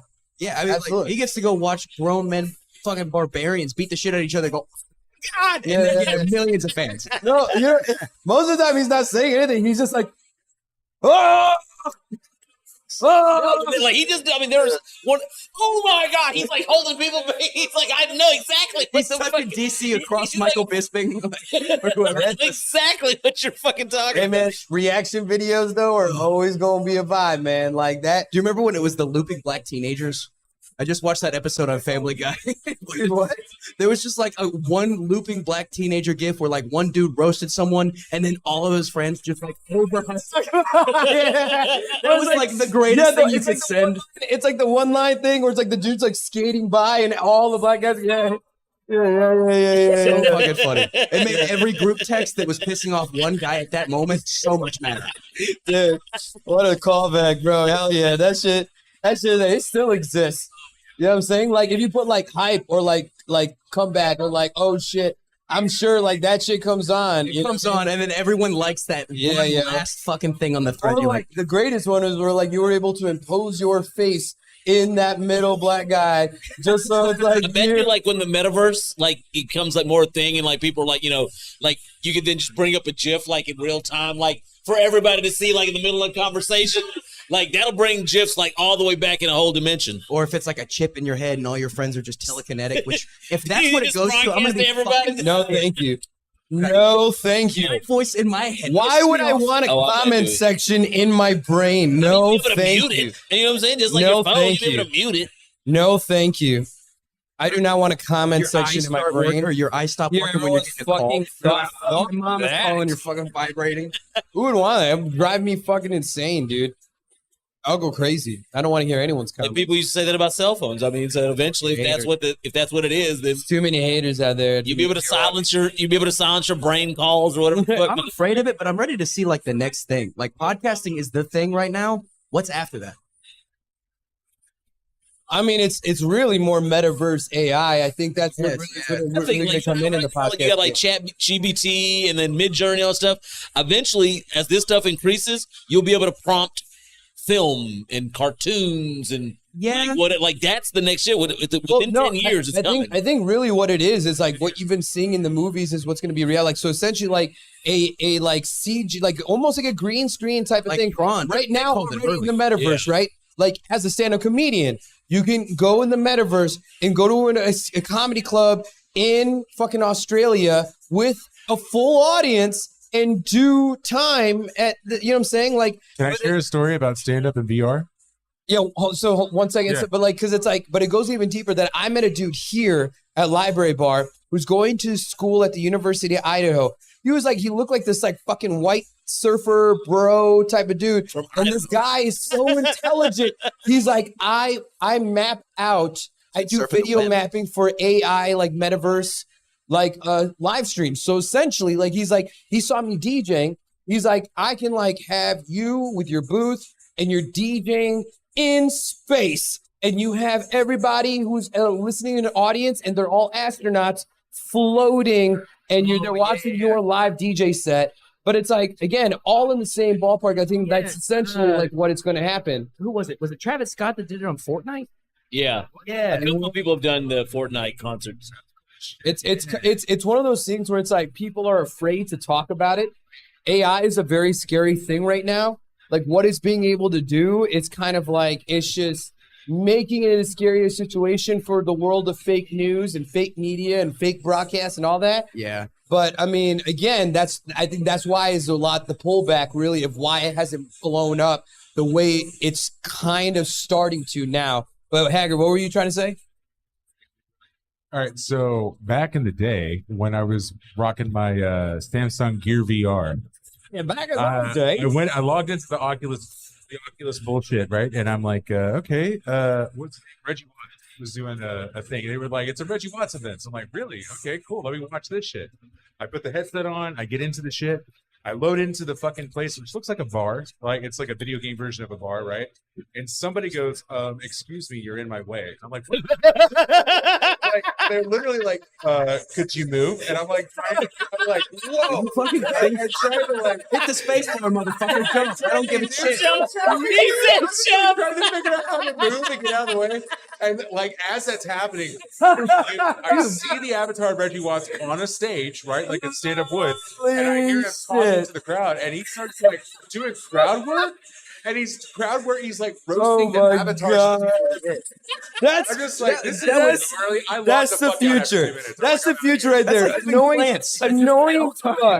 Are you crouching? I think I'm not using crouching with purple hair. What do you think? You're fucking Lil Uzi Vert but shorter. Like as much as the technology is amplifying, just as annoying as it is as somebody like that tries to like walk around you, that there's plenty of space and they're like, excuse me, where they can very much like you don't even know that they're coming, and then they're just trying to like have you acknowledge them, right? Somebody did the metaverse, bro, dude. I was still like, you saw me. Yo, I would be like, you special. What's you doing, yo? I You special as hell. The Yeah. question was like, is the conversation that I had with that person, is that like, can other people overhear that? Like, are we literally talking in the middle of a comedy show now? That would be nice if it comment or like muted other hecklers so you can. Yo, you can do. You got to be able to have that. That would be nice. Like, how's that any different of hosting a live stream or hosting like a Zoom call? You can control exactly mute. Or like it's got to be the same technology, right? Because it's like you as a producer, if this goes to that realm, right? Sure. Let's say, you know what? It goes to that realm. Yeah. It goes to that realm. And you have people that's queuing in. It's kind of like just like callers. Right. You will choose that person. They start talking shit, silence, boom, let's go. Yeah. You know what I mean? I mean, Instagram Live has I've heard stand-up comics get rid of problematic. You know what? You see that against the front before I even come on, y'all. You know what I would want? You know what I would want? Is that like if you have somebody, you bring them in, right? And then they're like just like nothing positive. They're just talking shit. Instead of just muting, you do like a punch mute. So when you do mute them, your character just punches their character in the face. And then they have to go back and then they just sit down and then they can't do nothing but just listen. Like that. I would. Oh, it was so funny. I'll if you pay could for mute that guy, and only Reggie Watts can see what he was saying, but he didn't know he was muted, so it was just like a text bubble. Speaking of Reggie Watts, that's your new AKA is throwing Reggie Watts into his name. Haggard the Watts, Jason Deep Video Watts, something with Watts because he looks like you can like you also look like a guy that can sing "Don't worry, it's not a thing." Cause every little thing like you, like as much as like you do well here, Jason, I feel like you can play and mean bongos. Like you that dude, bro. Just shredding on a ukulele. That man is. You have a grass skirt at home. It stays in a bag on a hanger, but he's got a grass skirt. Yeah, I mean, yeah. With a tiger bikini. Oh man, dude, his luau game, he would be undefeated all day. You know he's be cooking too, bro. He almost looks like a guy that can speak Samoan. That's another thing about. He's racially ambiguous. We're all racially ambiguous. Yeah, exactly. He's like that light skinned Samoan. I thought he was a Mexican Hawaiian this whole time, bro. Give him 7 days. Give him 7 days in some straight sunlight. You know that tan will come out. Oh, hard. Full hard, bro. And then if he like really gave his hair the fluff, he'd be like, yo. Oh, by the way, I will tell you this right now, and maybe you can help me with this because it'll probably be entertainment for you anyway.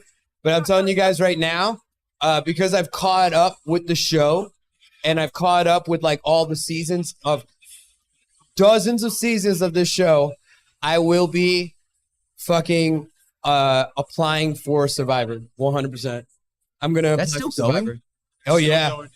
Oh yeah, I was unaware. 44. I thought that was Naked and Afraid. Now I thought Naked and Afraid. Dude, they have so many different variations, but the way they changed the game every single year. There's these new twists, right? So you can know still on the air. all the history of watching every season, but then there's some new twists. It's like the challenge. I love watching, the old, MTV's The Challenge and shit because I remember from the Road Rules and Real World. You know what I'm saying? But like. Now it's like so hardcore, but Survivor, if you watch it from the OG days, like, yo, some of these challenges are fucking bullshit easy, yo. But if you watch the challenges now, motherfuckers like close to dying, yo. Like, yo, those episodes are getting taken off Hulu.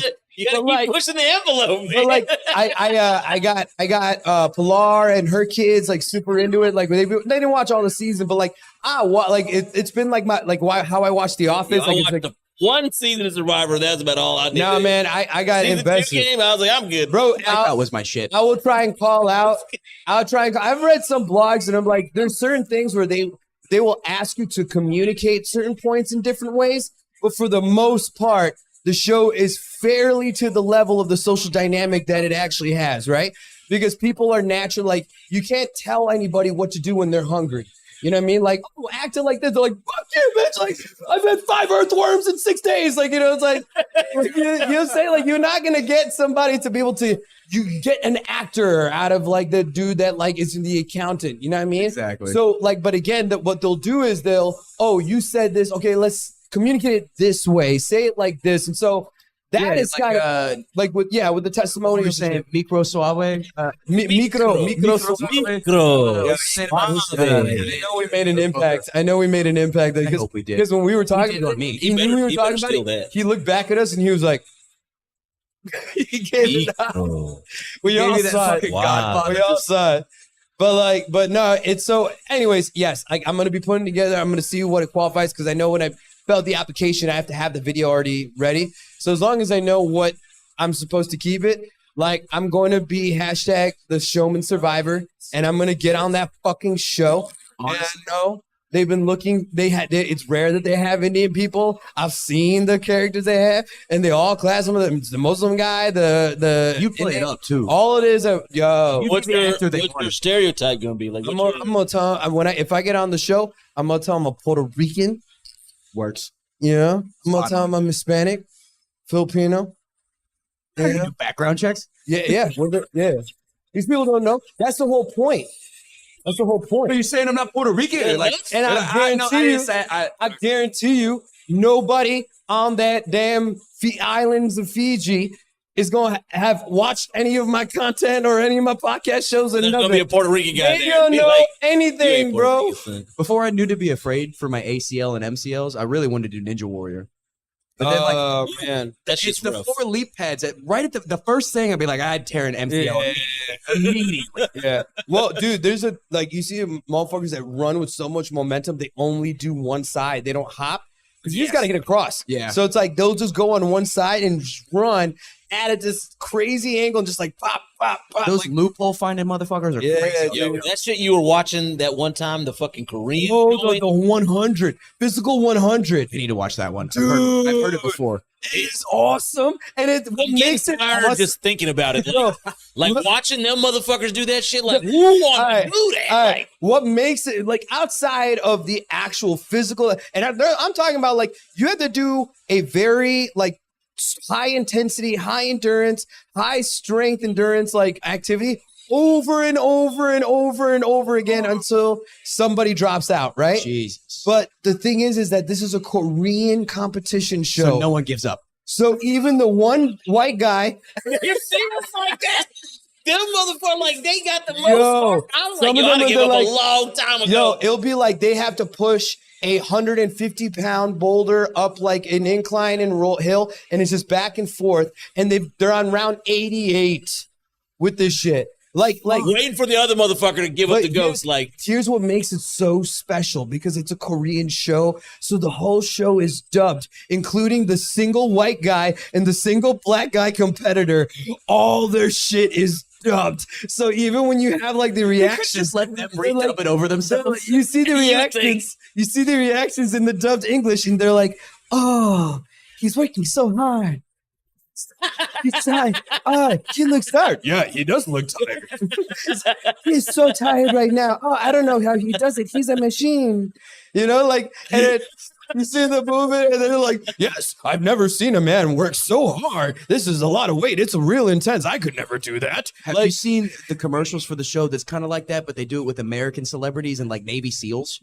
Oh yeah, I've heard about it, but I haven't seen any of I the watched clips. Alone. I watched the show Alone recently. I haven't heard that one. Yeah, that's on Netflix. It's like that one's way more. I would never do that because that's like wilderness. You're like in some part of like lower Alaska, Canada, like wilderness You're by a not, lake, like- and like you have to like I'll build do your own cold. shelter with insulation. Like you I'll have do to, cold. yeah, you got to live like a caveman Eskimo. Like Fuck that. no, The dude. worst thing that can ever Nah, happen to dude. you in the prison system after getting raped or shivved Nah, is man. solitary confinement. Right. I want to have a reset button. I want to have things taken away from me, but I do want to compete for immunity and rewards. And I want to get prized like a cheeseburger from Outback Steakhouse or some shit. Like after not eating for a while and shit. Like, bro, like I know that I would have great ass like, testimonial I can, videos. see, like, I can do Alone, like, on a Ellen type shit. Like, I can do that, but I don't want to be, I don't want to be So we're no talking about reality wilderness. TV.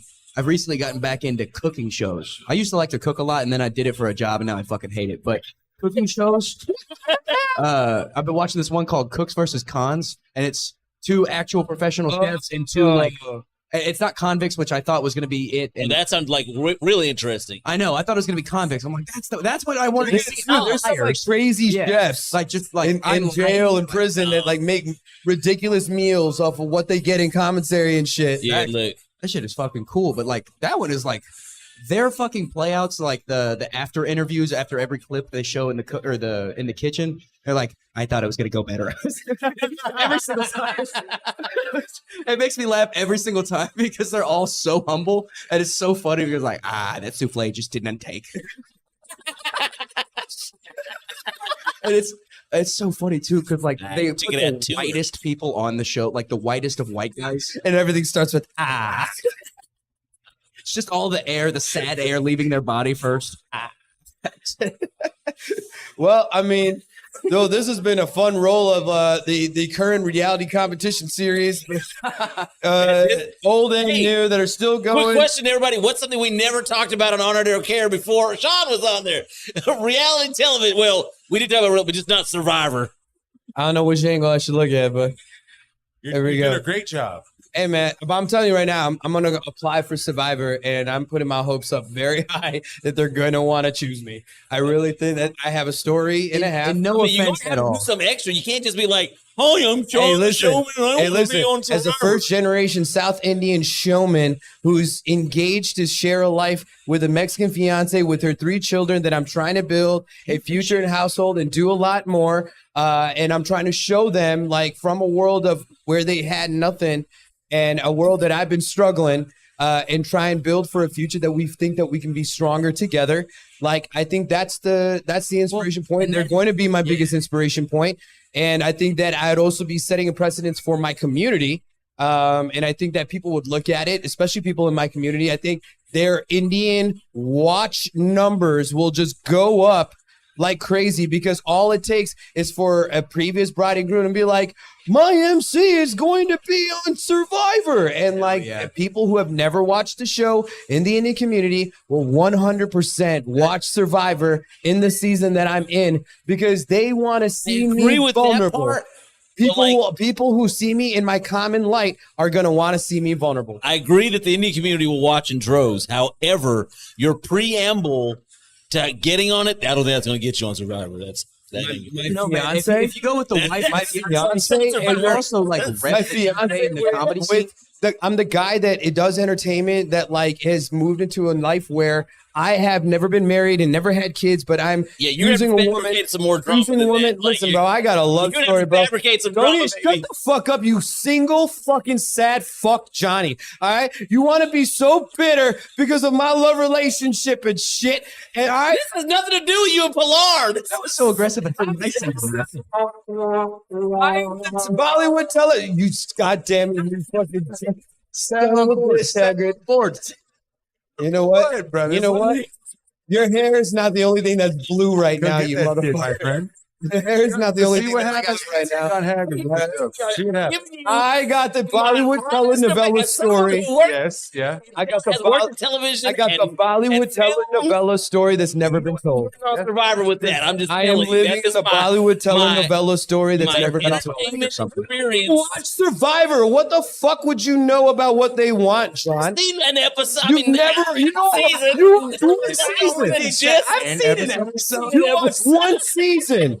Randomly when you were high in 2006 and you think you know everything you need to know about the 2023 season 40. Like, shut up, John. You're talking shit. 06 was in it. Stop, John. Stop. Your preamble is not enough personality. I am not sending my face to you, John. Okay, all right. What are you doing? It just like blows his socks off. Guess what? I'm never going to have to worry about filling the seat because Shawn's never getting on Survivor, so I'm never going to have to deal with that, Shawn. Hey, you know what? I feel the schedule, find the gig. That's what it is, man. Find the gig. Next week when I'm on the couch with John. All right, John. Hey, John. Look, if Shawn we're at Survivor. The time is 12:15. I'm gonna smile this on, yo. Because almighty God, if I fucking get on, I'm gonna put my balls on John's forehead, yo. I swear to God. Look, I'm like, I'm so confident. I'm so confident You can put your balls on my forehead If we get on Survivor, bet. Guess right now. Guess what? Yes. It's on the show. Yes. It's on the show. You gotta try it so hard now. Yo. You gotta try it so hard. And on that note, I am actually rehiring my producer. I'm rehiring my producer. I quit. I mean, sorry. I'm rehiring my. I quit. It's okay. I got other options. I got other options. You got fucking Micah now. I got other options. Switching for the last half I hour. got other options. Don't worry. Y'all just convenient. I got other options. I'm good. I got the cameras. I'll set the angles. I'll do things. You know what? I'll do the edit. Fuck y'all. I can do this edit. I'll put them on my top of the edit. On that note, hey, one time, can we let's give it up for the survivor of this segment. Pastor Bailey, everybody. Coming back for round 2 of the round 2. That's right. Yeah. That's what I appreciate. Thank you for coming back, dude. Man. Oh yeah, dude. That is, man. Better than an open once. We definitely appreciate it, but coming back, dude. That I mean, yeah, man. Hey, you get more time than an open mic. You're now officially. Yeah, you're officially on I Don't Care family at this point. Coming back, man. Yeah, second time that now you're on I Don't Care. All I'm gonna family. ask is that if you come back for a third time, you better not be bigger. That's all I'm gonna say. All right.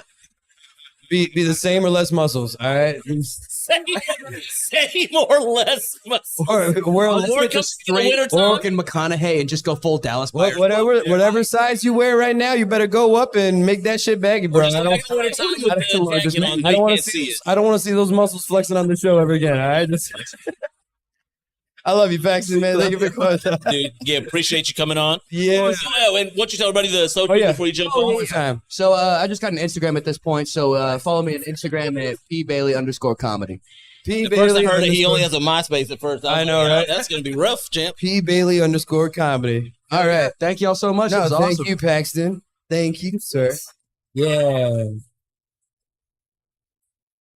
So before we get to this last segment, do we want to take a break or what do we want to do? Tagger, no, you're the producer. You're the executive producer. I don't think we really have time. Oh, then that's fine. We'll go ahead and get back into it. Well, Micah, you want to? Yeah, because you do have your final drama, and then we got to close out a segment. Right. So let's just ride it out. I have a suggestion. Go ahead. I think we should let Micah do the switching and just have me come sit on the couch. You do your ranting, and we close out that way. Yeah, you know what? You come in for this last one actually. Yeah, well, you can be the impartial with me. Hey, you know what? Michael Corleone filling in for Hagrid the Plug, aka Jason Dyer. Corleone, my bad. No, Corleone. Corleone. COLION. Hey man, you know what, bro? Colini. It's your image that put it's the image that put that R in that last name for me, bro. Yeah. All right, we have the man, the myth, the legend. Haggard has come down to sit on the couch. Jason Dyer, video live. Haggard the Plug. Hassan El Savior. But you want to switch on this side of the wall. I'll even scoot over. Make sure you're in the main camera. There you go. There you go. Oh yeah, you limbo that shit with that blue hair, bro. There we go. Got it. Got him. All right, ladies and gentlemen. So as we've kind of talked about my son, Johnny's it'd be a shorter list to tell you the things that he doesn't do. It would take less time to tell you what he doesn't do. That as well, that applies to me as well. One of the things I do is I've been working in film and television and such ventures. And several years ago, I had been working and I had worked on some HBO television shows, some independent films. Like I had a couple of, I had some stuff under my belt, like legit work under my belt. But I had even learned back then that I wanted to direct, I wanted to be in the camera. And my professional work, I was not anywhere near the camera. I was getting paid, great money and stuff like that. I think you grinded in the industry like everyone does. Right. I was not getting, some people are fine with that. Like they'll do that. They will grind their way to the top, whatever, and that's fine. But like I wanted to have a more creative edge. Yeah, and you've made some great connections along the way and build long-lasting relationships. One such person on this journey I had just discovered was on a podcast. Oh, shit. Okay. And this person, while they did not name me by name, spoke about me and their situation and did not tell, number one, didn't even this person, okay, so I'll say her name. I don't give a fuck. I'll say her name. She didn't say my name. I don't give a fuck. Her name's Sarah Jamie Lewis. was IMDb page. She was. Do you know the? Do you know? can go check her IMDb. Yeah. Do you know the air horn? Yeah, he doesn't know. He don't know. He don't got all that. So like, So I got you. Yeah. I was so amped to like direct my own, like just get a feature film that I directed, that I under my film. This person was in the process of doing that, and like in the way I fumbled in, I was just gonna shoot the pictures for the movie poster, whatever. And in that process, this person was like, "Can you edit a trailer for me?" And I was like, "I can, but don't you have like?" She was telling me her cinematographer, this and that, like talking to Big Game, and I was like, "Yeah, I can do that." She's like, "I just don't want to bother him." I was like, "Cool." I was like, "Bet, whatever. As long as it's cool with your cinematographer, I'm not trying to step on nobody's toe." Right. I get the footage from her, and it's not enough to do anything. Yeah. Like it looks like. As a post editor, you've ran into that situation more times than others. Like to this extent, like literally, I was like, she sent me this, and I was like, send me everything. She was like, that is everything. Yeah. And it was literally like the camera would be like, it was like if they filmed the movie from that tripod and then just moved the like one take, and then moved it over there, did another take, and like, and I'm like, and I was like, I don't know what to do with this. She's like, what do you mean? I was like, I was like, edit this into a trailer. Like, number one, you don't even have multiple angles of one same scene. Yeah. Like, you just have takes of new dialogue. Like, damn. Like, I like, and she was like, oh, and I was like, here's the thing is, she did not know she had what she had was useless. Number one, useless. Number one, like. And then so like through that process, she's like, well, she ends up firing that guy, like, and hires me. And I mean, like, and I'm like, I don't even want to do this because like I don't want. I'm not trying to kick somebody else. This is what's interesting because I heard the conversation and there was a difference between what she said about the first guy she hired and then firing him, and then the second guy that she hired, and what she said about I'm the second guy she hired, and then so this is she said it was like 2 years, but it's more like 2.5, like a process. So of creating for the folks at home, the way that quote kind of went is she was in the middle of a very poorly conducted interview, and said something along the lines of. To the dysfunction. Frustrated. Some bullshit. It was two dudes going, "You're an asshole." You know what, buddy? You're an asshole. That was the whole fucking show, dude. Sometimes, but in definitely more clever ways. You know what it was? It was nothing but cock blocking. Yeah. Horrible. It was a bad interview. Because I think that we're also very shout out to Alan. Yeah, we're also very unafraid to give each other props when deserved, for sure. On the Look, there's like those two gentlemen, like. There was a disingenuity though that caught me. It felt like they're trying to be shock jocks. Yeah, not as much with like the guys. 3 Howard Sterns on one show. Entertainment value with their show. But my thing is, I don't have no problem with those. But it was actually this chick that you were talking about. Yeah. The way she was telling the story, like I'm like I've heard it before, and I know knowing full well that's not at all how it went down. Like that is the like non-genuine like delivery or where it's coming from. You know what I mean? And it's almost like it was a very pedestal driven, like self-pedestal driven type of delivery. And I'm like, and here's the thing is, in the stuff she said about herself was just like, she doesn't like people who just care about themselves, and just like, dude, she literally was just who she said she doesn't like. Right. She was describing herself. Yeah. She had accused one cinematographer of showing up and drinking and smoking on the job, and then she said, "I had to find another one." And she's like, She's talking about me, but I know. She's like, "I had another one." She said things went well for about 2 years, and then he caught feelings, so I had to let it go. See, that was the whole. Here's the thing: is like, you would admit that. I have not spoken about because my 80 proof writer, rest in peace to the God, like.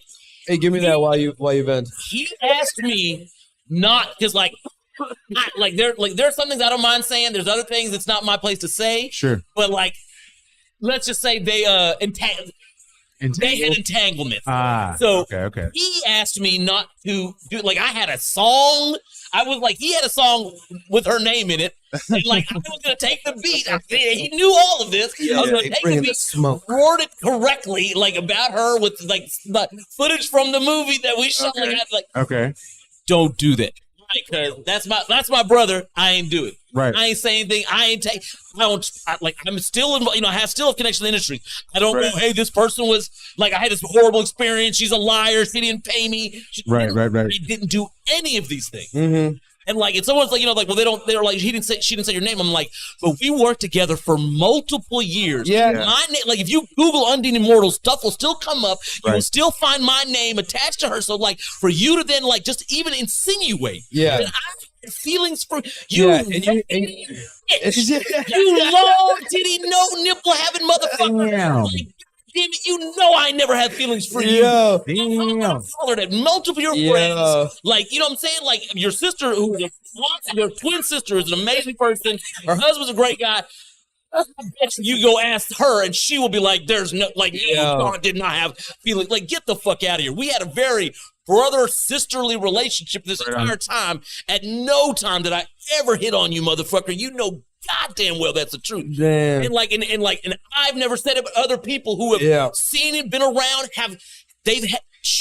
people have come to me and be like, "Hey, Sarah's saying like you're hitting on her." I was like, "When?" They're like, "Well, we were there." And I was like, "Did you think I was hitting on?" They're like, "Well, no." Like, I mean, people are like saying this. And it's an awkward position that you put people in because it's are like, because we don't think you were like hitting on her. But like, it sounds like it's like these are people that also like probably recognize her accolades as this possible somebody that could probably help their career. So they don't want to speak against her. Me. Yeah. And here's the thing is like, in my past, I have like not in film or music or anything, but like I've been in I was in management, whatever, and had not that I used my power, but I should not have been having a relationship with women that were under me and like in a job situation. So done that multiple times, I made it a point of fact in film and in music not to like draw the line. Be the creepy. Wait, like what? Like what? Put the hand like what? But like not to be that motherfucker. And then so like for someone to then do like, dude, you're and you know it, like you and I, bitch. Quote Tupac, you and I know what's going on. I just don't want to put on the segment. You know what and I know what's going on. Bring that beat. Yo, girl, come in. It's time for a new segment.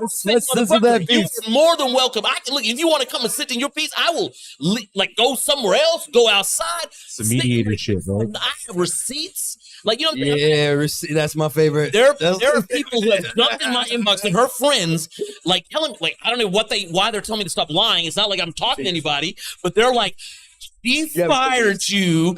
You want to say something, right? No, I'm just. I was just he's fired you, and you need to get over it. I'm like, first and foremost, what? I quit because I could see this film was never going. Like, I was going to get back end payment, brother. I was looking at until you said the title of the film, I hadn't realized that I was peeking in on that work a little bit because there was a point where you were talking about it a bit. Hours and hours of footage. I can't do shit. I can't do shit with. Was there ever a storyboard or any basic shit? Here's the thing is, and this like, and she diminished my role. I rewrote her book. I wrote the film, like, because story as is was unsuitable. Yeah. Unlike, like literally she repeated, I love it. I love it when movies do that shit, the exposition in 3 different scenes. So much it was a supernatural story with like 99-point exposition, 1% like supernatural. Like it was like so I had to do so much. She like doesn't say that on the thing, like of all the stuff, all the drama that went on. She was not between she and I. There was so much drama between. We had it's her project, right? Yeah, but which is fine. But we had an amazing lead.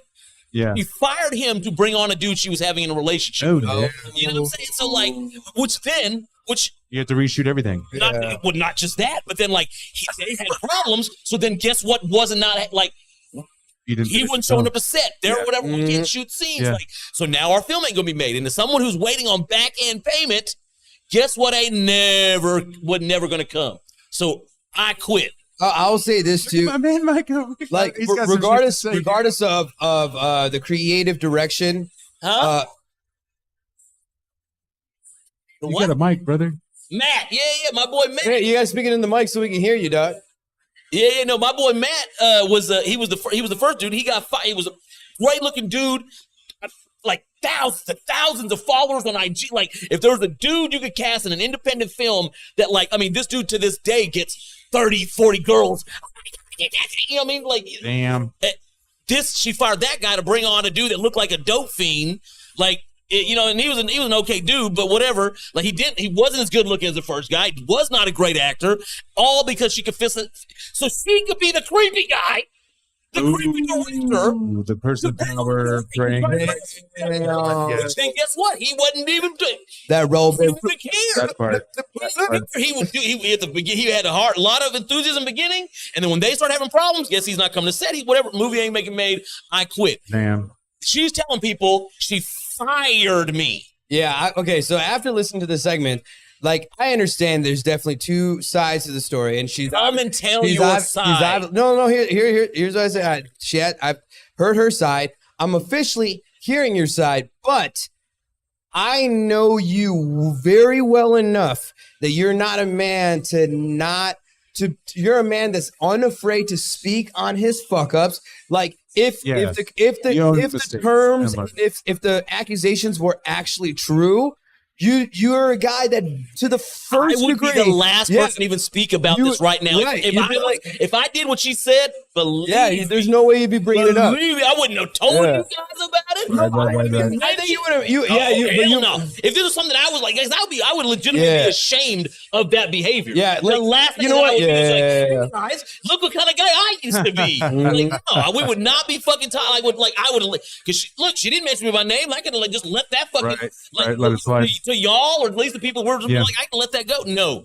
Hell no. No, but like, hell fucking no. You can't. You don't get to say that about me. Hell no. No, the one thing though that seemed relatable to me though is that I've experienced enough women that have, let's just say, they interpreted a situation that it was like admiration or anything like that coming towards them of why it was weird, it was creepy or something like that. A lot of times there were certain girls that would be fiending for, they're going off the guy with the bottle service table, or they're going off the guy that has something to offer, and they're feeding, and somehow it goes south or not in her favor. Mm-hmm. And then it's almost like the narrative, she gets to twist it like, oh, he was catching feelings, or he did this, or he inappropriatized this to like make her want to. She walked away, not that she got rejected, type of thing. Two things I'm ashamed to admit about it, like as a writer, director, no, she was horrid. Casting director, my God, her ability to find talent was like, that's what she should do, period, and like hard stop. She's tremendous at that. She would like first time talent. I'm like, God damn, this motherfucker really screen presence, acting, like, congratulations. And as she had a lot of dudes hit on her. Like, to her credit, she had lots of dudes. Bitch, you know damn well I was never one of them. Yeah. Well, here's the thing that too is that she said that you caught feelings, but she never stated anything inappropriate. So it's like she didn't say like your name. You didn't say your name. She didn't say your name. Thinking like she can, you know what I'm saying? Like she can just say enough to not be slander. The story seems pointless to even have to say. But my thing is because if that she's like they even the guys were even like, you know, let's keep, don't say the name, whatever. Yeah. I promise you, if she's saying that story, and in private, if somebody asks, in private, if somebody asks, I bet you if somebody asks, like, who's the guy? Yeah. Times that she been fucking dropping that shit and trying saying that about motherfucker. And I've been silent. I've been trying to take the high road, like putting this shit in my rear view. Like, I knew the problems I was walking into. I thought I could navigate them. I thought I could like manage them. Right. I was wrong. I was ready to wait here. I was ready to wait for back end payment, but then it became evident that this was never going to get done. And here the thing is, she was paying actors. Damn. I mean, like, I'm like 2 weeks before, like, I'm already seeing that this shit is not ever going to get done. Right. She's dropping payment to actors. But I'm like, what the, like, you're paying, essentially. Was she getting funding? Was, like, the movie? It was all, like, I mean, she's, like, out of her pocket, essentially. Like, I mean, she did some things, but not enough any fun. Like, she turned down money from, like, funding sources because. Maybe like, they caught feelings. They sure did. They were trying to catch them all. Maybe they all caught feelings, and that's why she had to say no. Of all the people that did catch feelings, I'm like one of the few. Like, look, even my homeboy, Eddie used to be like, Eddie used to tell me, he's like, I don't know why you just don't go ahead and smash her. I'm like, because I don't want her. Right. If you just did this, you could probably just squash all this if you just like put it down. I'm like, I don't want this woman. Like, you know what I'm saying? Not the move at all. Well, I will say this, like, regardless if she hears this, I can see John sending her the link. Look, he said he would. Me blocked. Send me that. I'll send that shit. I can look. We know enough people together. Like somebody will tag her in there. Yeah. I mean, honestly, like you and I know what's going on. You gonna watch? I know you gonna watch it. Yeah. Like honestly, Please come and sit. Honestly, I'm gonna be honest. I know I'm gonna fuck up her name. I didn't remember like some Lewis. But like, and then she was talking about. She didn't even say Eddie by name, but she was like talking about him like they had this. He was her biggest supporter. Hey, you know who you need to send it to? So close. Yeah, you know who you need to send it to. You need to send it to the guys of the whatever podcast. That podcast. That's who you need to send it to. Commented on that, like I went and found me. Hey, brother, you're an asshole. I didn't say nothing. I didn't say nothing about them. I just said. I said, get ready. I said, I am the person she's speaking about. At no time did she fire me, and at no time did I have feelings for this girl. And I will be speaking about it this Tuesday on my podcast. Hashtag on air, okay. The library bar every first and third Tuesdays. Right. Hashtag shameless plug. I said all this, and guess what? I never seen a response. Not from those guys. So I don't think those old fellers are actually checking their social media. Give it 2 more weeks. You might get there. I mean, I was surprised on that. Well, I'll tell you this, man. You were telling us a few days before. You're like, man, fellas, I can't wait for this Tuesday because I got the drama. Yeah, and I'm bringing that drama, baby. We were waiting for that drama, saving that for this Pinnacle Point. So, you know who you are, Miss Thang, who said your things on the thing. So if you wanna air it out, if you wanna talk it out, if you wanna mend it out, I am 100% here to mediate it. Even though I have my opinion. She don't want the facts. She don't want the truth. She want to be able to. She want to be able to tell people when I'm not present her version of the story that motherfuckers don't. So they'll believe her. The bunch of cunts that want to believe a woman just because they tell a story. Nah, I got receipts to this day of. Me quitting, you telling me you're going to talk to lawyers about my payment. Never happened. I'll hit you up a year later. Hey, how long do you need lawyers for? No response except, then I'm blocked. Get the fuck out of here. Horrible moves. You just burn bridges that way. That's a... Look, you didn't care about that bridge. Up to my bullshit. Yeah. I'll tell you what I'll tell you, John, I know this guy that it wouldn't be the first bridge. It won't be the last bridge. But one thing I know is this man knows how to build a bridge. So I'm not worried about that. But honestly, again, and I know my dude. You guys have seen enough. If any of the clips that you've seen, if you pop it in, I'm the first to call this guy on any type of bullshit that I feel. But again, I mean, as my reputation in this shit, I don't be. That's one thing you definitely care about. You care about that. Be just make it if someone had done something personal to me, I don't. Right. Hey, don't fuck with this guy. Dude, the few times that I've called somebody out when they did me wrong, the response to my those posts are damn. If John's saying something about this person, they're foul. I feel the same way because it's again, no motivation to have ever talked about any of the things that you had a problem with. But again, it's you might not want somebody to know about that moment that fucked up.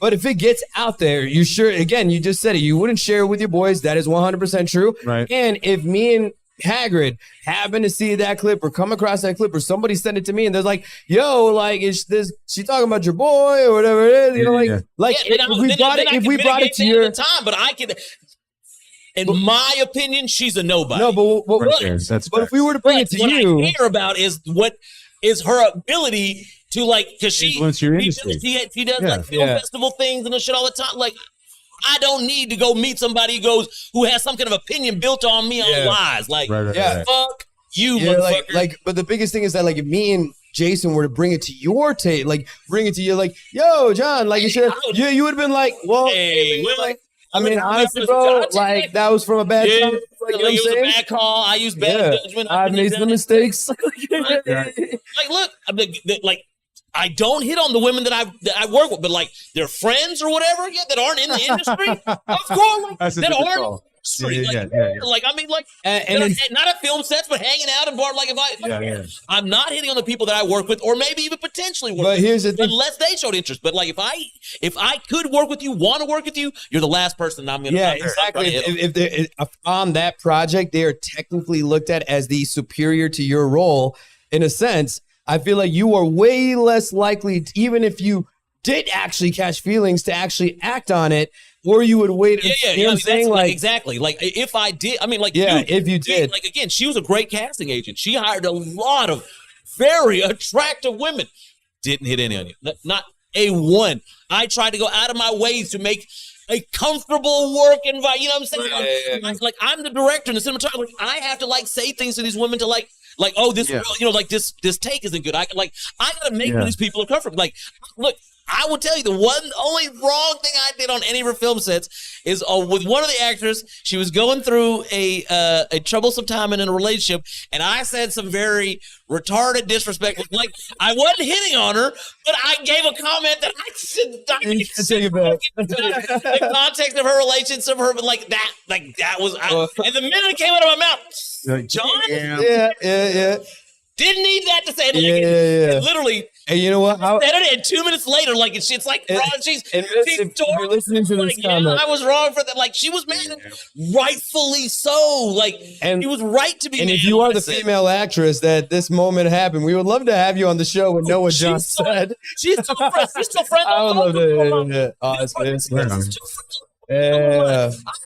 I'm saying, I was like, when she does stuff, I'll promote. Like, not like whether she does or do nothing for me, I still promote that person. Like, she's a great person. Like, I said some fucked up shit I shouldn't have said, and I admit it. I wouldn't apologize to her. Yeah. That day, like, I know apologies don't come easy to this man. Not from this guy. Not from that guy. You will not get I am a sorry from this guy. Right on. Shrug first, motherfucker. We're at 15 minutes to the hour. All right, that was. Yeah. Why would you not?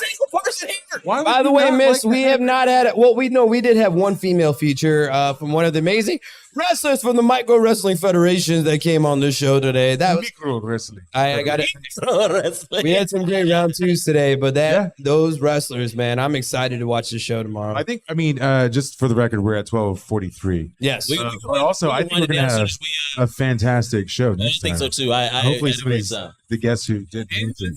I believe, to the opinion of Chris and overall consensus, this actually might be the new spot. This is a better spot. Right? This is a better I spot. I'm going to bring our old setup to this location. What do you want? Higher tables? Yes, I do. I hate this sitting down on the couch shit. I like the sofas, man. I like the sofa. I feel very uncomfortable in the sofa. I'm like hunched like a I don't like this at all. Egg over here, dude. Look at Sean straight. If we get rid of the microphone or something, maybe, but like with handheld the mics. I wanted the sofas from the beginning, man. Situation, but with the actually, mics, it's much comfortable. I have 4 wireless packs. You might have maybe and 2 I don't know. I like the option to stand up too. Like, I don't like, you know what I'm saying? It's more comfortable. Oh yeah, standing up. More the drama would have came in much harder if you was standing. And I can't. I don't feel like I can be my Blue Label Johnny self in this. It's okay. But sometimes you need a containment, a little bit. Yeah, we tried it out. I think we're gonna go back. Well, I like it over here though. I think Chris likes the basketball machines over there by the wall. So I do definitely like this but like corner. this sofa is like just naturally here. To move this over is a bitch. No, we don't have to move the sofa. We can just look. We just put our tables up. You won't even see the couches in there. Oh, you know what'd be wild, actually, is that we had the tables right here and we allowed the audience just to sit, just to have a live audience right here. And we're just sitting on the high tops right here. Sounds like a problem. Oh, that would be kind of dope. That sounds cool, but it also sounds like it would be a huge problem. It would be invite only. We talked about insurance. We talked about insurance at the board meeting today. So, That sounds like future setups for the comic shop. Yeah, absolutely. Yeah, I would love to. Like, you could have a panel of comics in the back, and then if they actually pop off, you would know you could lean into asking them what the hell they're talking about. Yeah. Well, I mean, I think the greatest thing is, like, we've been talking to certain individuals that were getting particular modes of transportation that we can take a show on the road. New wings. But every single person that we have talked to, it is in strong interest for them. So we're not going to say that anything is set in stone. It's a very good idea with a pin in it. Yeah, but one thing I can tell you this right now is that we are between the three of us, we don't have any shortage of people within our network that we can't make something happen. Sure. And even if the avenue doesn't open up quick enough, I feel like 1, 2, or 3 of us are going to be in a position where it's going to become just our mobile, like office studio thing that's going to like be that ticker for the new business elements, but the content and production that's going to be going out on a live stream phase. So I mean, we're a constant work in progress. I just love that though, that we've been adapting well and figuring out you know, whatever troubleshooting issues, whatever. But girls looking haggard. I'm just mad about that. Yeah, it's going to be hating. So we're going to be another feature. Just so happy with the female energy. I don't care. We got to wind this down, my boy. We got to wind this down. True. But Haggard, tell your final thoughts on how you felt about the show and how it was feeling. I thought this show was pretty strong.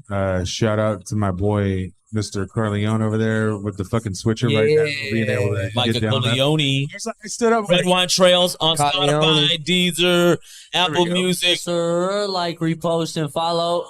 Red Wine Trails. Yeah, this young man over here was just watching my shit. I could feel his presence over my shoulder, and he's like looking at the stuff. I think he came up and maybe asked about motherfuckers like one time. PBT analyzing you and shit. I felt it. I felt destiny calling, and I was like, you know what, dude? I'm gonna go piss. You just push all the buttons you want. I just walked off. He's like, okay, I got it. And then he ran he's running this shit now. He's running this shit like the last 30, 40 minutes or whatever. So yeah, you know what? Super stoked for that. Like a long-haired version of this one Sons of Anarchy character. But he's like Jax Teller. No. He was the bald guy with the head tattoos. He had like a long run on the show. Was it Happy? It was Happy. But also a mix of the drug addict one with the long hair, the skinny guy. He's like a mix of the two. Remember, he had like the girlfriend. Yeah. Was it? I still have my hair. Fuck you. I know. It's there. You know, I'm just saying it's a mix with those. Damn. You know what? I just got your son's first fuck you. That's you got it. It's really nice. You heard that shit too. You know what? I got a round of applause. He's a quick draw. One show. That's a good show right there. That's a good show. I like it. I'm looking forward. So I'm looking forward to bringing more guests in here. I think one of the talk about the show. We're looking for guests that will show up. And I'm happy for the people that actually, the guests that I know, that have actually not only come on the show, but they came back did it again for another segment. And that's the whole move. And the people, I mean, I guess they're seeing value in it. I mean, and the people, all you people that are like, oh, I want to come for a segment. Listen, this is happening every other week. It's not hard to schedule and figure it out within your calendar to show up. And we're getting people not only showing up, but these guys are showing up again. One of the things on Underdog Carry was like, I would say like, hey, come to the show we want, but sometimes we wouldn't, and then that's not necessarily put you on. But I love the fact that I'm like, I hear this. Oh, come on, you put first and third. Hey man, I got to tell you show, man. Every month. Bro, the flyer doesn't change. Come and get the flyer hasn't changed the whole time. Yeah. So it's like it's almost like when people ask questions, like, "Hey man, when's that show coming in?" I'm like, "You talking about the big bold letters that say the date and right there?" You know, it's like had to change the date. We still had guests. You know what I'm saying? So like, shout out to the On Air Don't Care family. Oh no, man. People get some good love. The growing family, man. Because there's a lot of people that are coming in, especially the comedians that have been coming through. They will not travel for a mic or an opportunity for them to, even showcase themselves. But like the comedians coming on, they understand the value and like they're enjoying themselves. And you're getting more time than you're more likely going to get. You're going to 100%. You're getting more time than you would at any open mic, and you have the opportunity of having video content posted, ready to go, live broadcasted. That you can be more importantly, if you're trying to do something in entertainment, people, you got to sell yourself like in any business. Absolutely, and the ability to be able to do that apart from your material. Let us know. Like, dude, and I think we're increasing the value every week on that ability to do. I mean, I think we saw the birth of a new bit for Sib tonight. I mean, Sib is going to be a segment regular. Yeah, I mean, I think he's going to be a segment regular. Like, I know he's like, I don't know in 2 weeks if I'm going to be here in 2 weeks or not. But motherfucker is probably going to hit me up and be like, hey, this is the 18th. What time do you think I should be here? You know? What time is the problematic packy? No, I got that motherfucker's accent. So everybody, if you're trying to come here, don't be a stupid motherfucker, okay? There's so many stupid motherfuckers and these losers that are coming out here. You stop acting like a fucking loser, okay? Just so that's pretty good, yo. I'll tell you, bro. That's pretty good. I've learned that shit. When I know the approximate impression, I'm like, I've spent enough time with this motherfucker. I know. Yeah, like I know even John's mannerisms. I won't do it today. I'll save it for the next segment, for the next show. I got one thing to say regarding the fam. My 17-year-old daughter went out to state competitions for Skills USA and came back with a second place for graphic design and sublimation. Clip this just for her, you know. There you go. Clip it just for her. And girl. Good shit. Little ones have behaved. They don't actually do any chores or clean anything, but at least they're not up my ass to give me a problem this week. So I'm feeling it's a win. That will not be my household. I like this kid. I cannot wait for the weekly conversations about what it's like to be a full-time stepdad. I just can't wait. 3 months in, this all gonna be white and gray. Hey, I'm gonna be less than. He's already fucking. I promise you, I'll be less than 3 months into that new lifestyle, and I will literally say, "You guys don't know my pain." It's like, so you have no idea. Like it's like I'm looking forward to it. I think I'm he's learning how to swim in the deep end of the pool. It's like he's gonna be learning to swim in the deep end of the ocean. Yeah. Dropping that motherfucker. Honestly, I'm gonna say this right now. I might be able to get my fiance's kids to listen to me better than your own kids. That's like 6 months, dude. Look, the children that have been have been like my I'm gonna give it 3 years. I'm gonna give it 3 years. I don't know, 3 years. They generally listen pretty well. Because especially like Emmy is phenomenal. He's a great kid. And I've only had to tell that kid once anything. This dude has never, there'll be blocks where I'm just like, yo, I have nothing to say other than killing it, bro. Billy is the one where she's 9 now. And so in 3 years, she's going to be 12, 13. Sure. And then her, Lisa is 1 year younger. Jumping years. It's a little bit like 10 or 13. She's going to start getting, she's going to start getting, he's not saying. She's going to start getting to like her puberty years and shit. And I know those fucking it's gonna be emotions. A lot sooner than 12, dude. A lot fucking sooner than 12. And I know those emotions are going to come full swing. And then the youngest one, who's the sweetest one, is going to be picking up on traits and attributes from the older sister. And I'm going to be like, both of you. Like, it's going to be like, I'm going to have my moments. But they know. You live with 3 women, right? Yeah. No, Emmy, I'm not worried about Emmy, dude. That kid's a champion, dog. Oh, you're talking about Pilar in there. I thought I'm talking about the daughters, Billy and Elisa. Well, I meant add them all up eventually. Like 3 women in that house. Pilar is a constant. It's not an adjustment. It's a constant adjustment, you know. But these girls are going to be going through constant adjustments, and so I know I'm going to have to constantly adjust. But Pilar, I know that low guy. I know the low guy, you know. So you got it all figured out. She knows it, you know. I know what's coming. Yeah, I know it's coming in a few years. Well, shit, you had a big weekend. What else you got next on the horizon? What's the mix? Man, this is my wedding season now, coming into April. So this month I'll have my first out of state gigs. My first out of state gig, but this is also the season where I'm getting these last minute calls. Hey man, are you available? I'm like, I happen to be available, and so it's kind of like this is kind of like that influx that's going to come in. So I'm gonna be missing a lot of my Saturday night gigs because I got oodles of weddings lined up. Yeah, so I mean, I can fill up some Saturday. Hey, you can fill in some Saturday gigs and stuff. And yeah. If you do, let me know when you know, because like after this week, man, it's a steady stream of Saturdays. Yeah. Other than that, my car is. You got first dibs, so I've been loving my car, and Lyft is going great. And, I'm doing my thing, and so. And shout out to the Lyft passengers that also showed up to my comedy shows. Shout out to ride sharing. I know, right? The ride shares passengers, they've been great. Any final thoughts about you of what's going on and outside of that raggedy ass bitch that's talking shit? But I mean, positive things.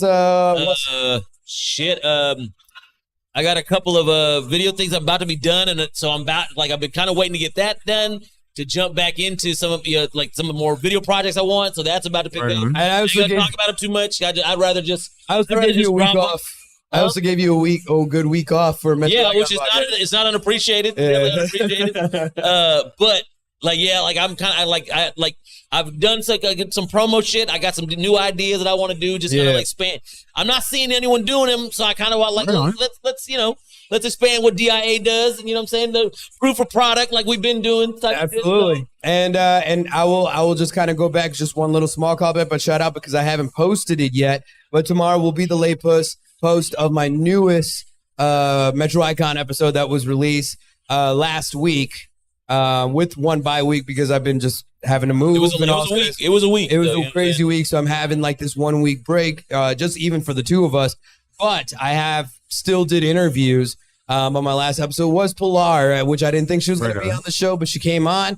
But there is a special twist. I'm not going to say anything that is unregular to my older episodes and how I've normally done it. Okay. So a special guest surprise that's going to be on the show. So, I mean, definitely fun one to watch. And all you nosy motherfuckers have been asking about my relationship, go ahead and watch the podcast episode.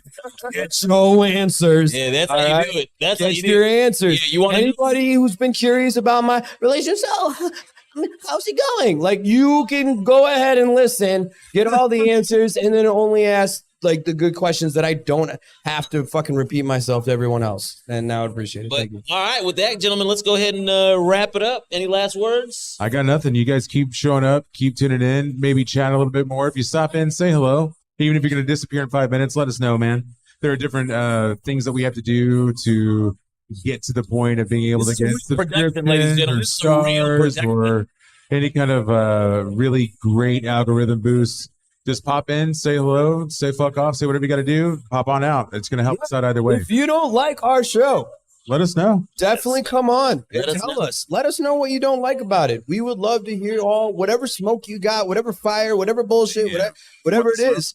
Come and talk to us, and I promise you, no matter how much hate you might have for us, we're gonna let you say your piece. We'll let you say your piece, and we love you. We'll still love you. If you're one of these assholes like Sib who sees what we do and thinks that you're gonna make a podcast, it's gonna be amazing. I want to 100% challenge you to some rivalry, my friend. Imagine a comic trying to write a fucking podcast episode, word for word. He's thinking 8 seconds, more laughs. 8 seconds, more laughs. That's why when he was talking, he talked his shit. Yeah, he did. He talked his shit. The one clap I knew I had, my biggest bullet in the chamber. I'm like, I'm excited for when you release your episode. Let's go, brother. Motherfuckers like, oh man, this is a few podcasts I've been in, man. You know what? I think I'm gonna do my own podcast. Chance that Sib knocks it out in the first 3 months. Don't forget about your boys over here on the couch. We set you up with it. We're giving you some inspiration, and we're also saying these fuck are you. combined resources of a lot of wires. This is a lot of episode, Sib. Amen. It is 1, 2, 3. Possibly 4. I know, right?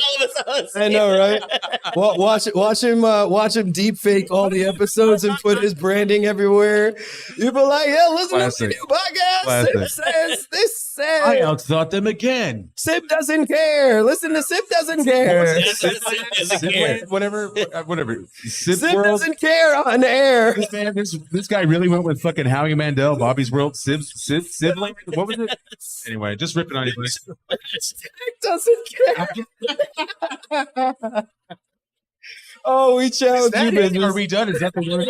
I wish he could make Real everybody business. in his stand-up specials laugh as much Oh as he my makes god! himself. Hey, you know what? We're gonna get there. That's where He's the, gonna get there. Hey, I know listen, he's gonna get there. That's where a I bit, have faith in him. Just know in stand-up comedy, that's where a bit always starts and makes that motherfucker laugh first. That's my thing. That's how a there's bit only always starts. one reason I I'm know only I'm telling funny. you this because I thought this was hilarious. There's only one reason I think I'm funny That's is the because explain- I make I'm a comedian all myself the time. laugh. Okay, Yeah, that's the only that's reason I know literally I'm where funny. it starts. That's literally where it starts. And sometimes it makes you laugh, and then the way you sell it is not sold, but you know something's there. So Right, you you gotta work dig. on it. You work on it, Yeah. and you find a way to say it that the masses will take it in, and then it's finally funny. Like most comedians will know. Like it's Right. sometimes you have to say it 9 times, and then you figure out the right way. how you deliver it, how you build the I mean, story. it's just like and- writing song lyrics or anything else. Right. You know what I'm saying? You find the right way to say it. But, ladies and gentlemen, with that, this is On Air Don't Care. I am Blue Label Johnny. This is Shawn K, the Showman, y'all. And Jason also has parts of Dyer, aka Haggard the Plug, aka DVD Live, that boy with the hair. AKA Hey. El Sabio, or AKA something with Watts. Ladies and gentlemen, we'll be back in 2 weeks. We'll see you then. Peace. All right, Jason, push the button. push the button. All right, Beardless Haggard. I got to piss, we got to smoke, and then we'll do the breakdown. Oh.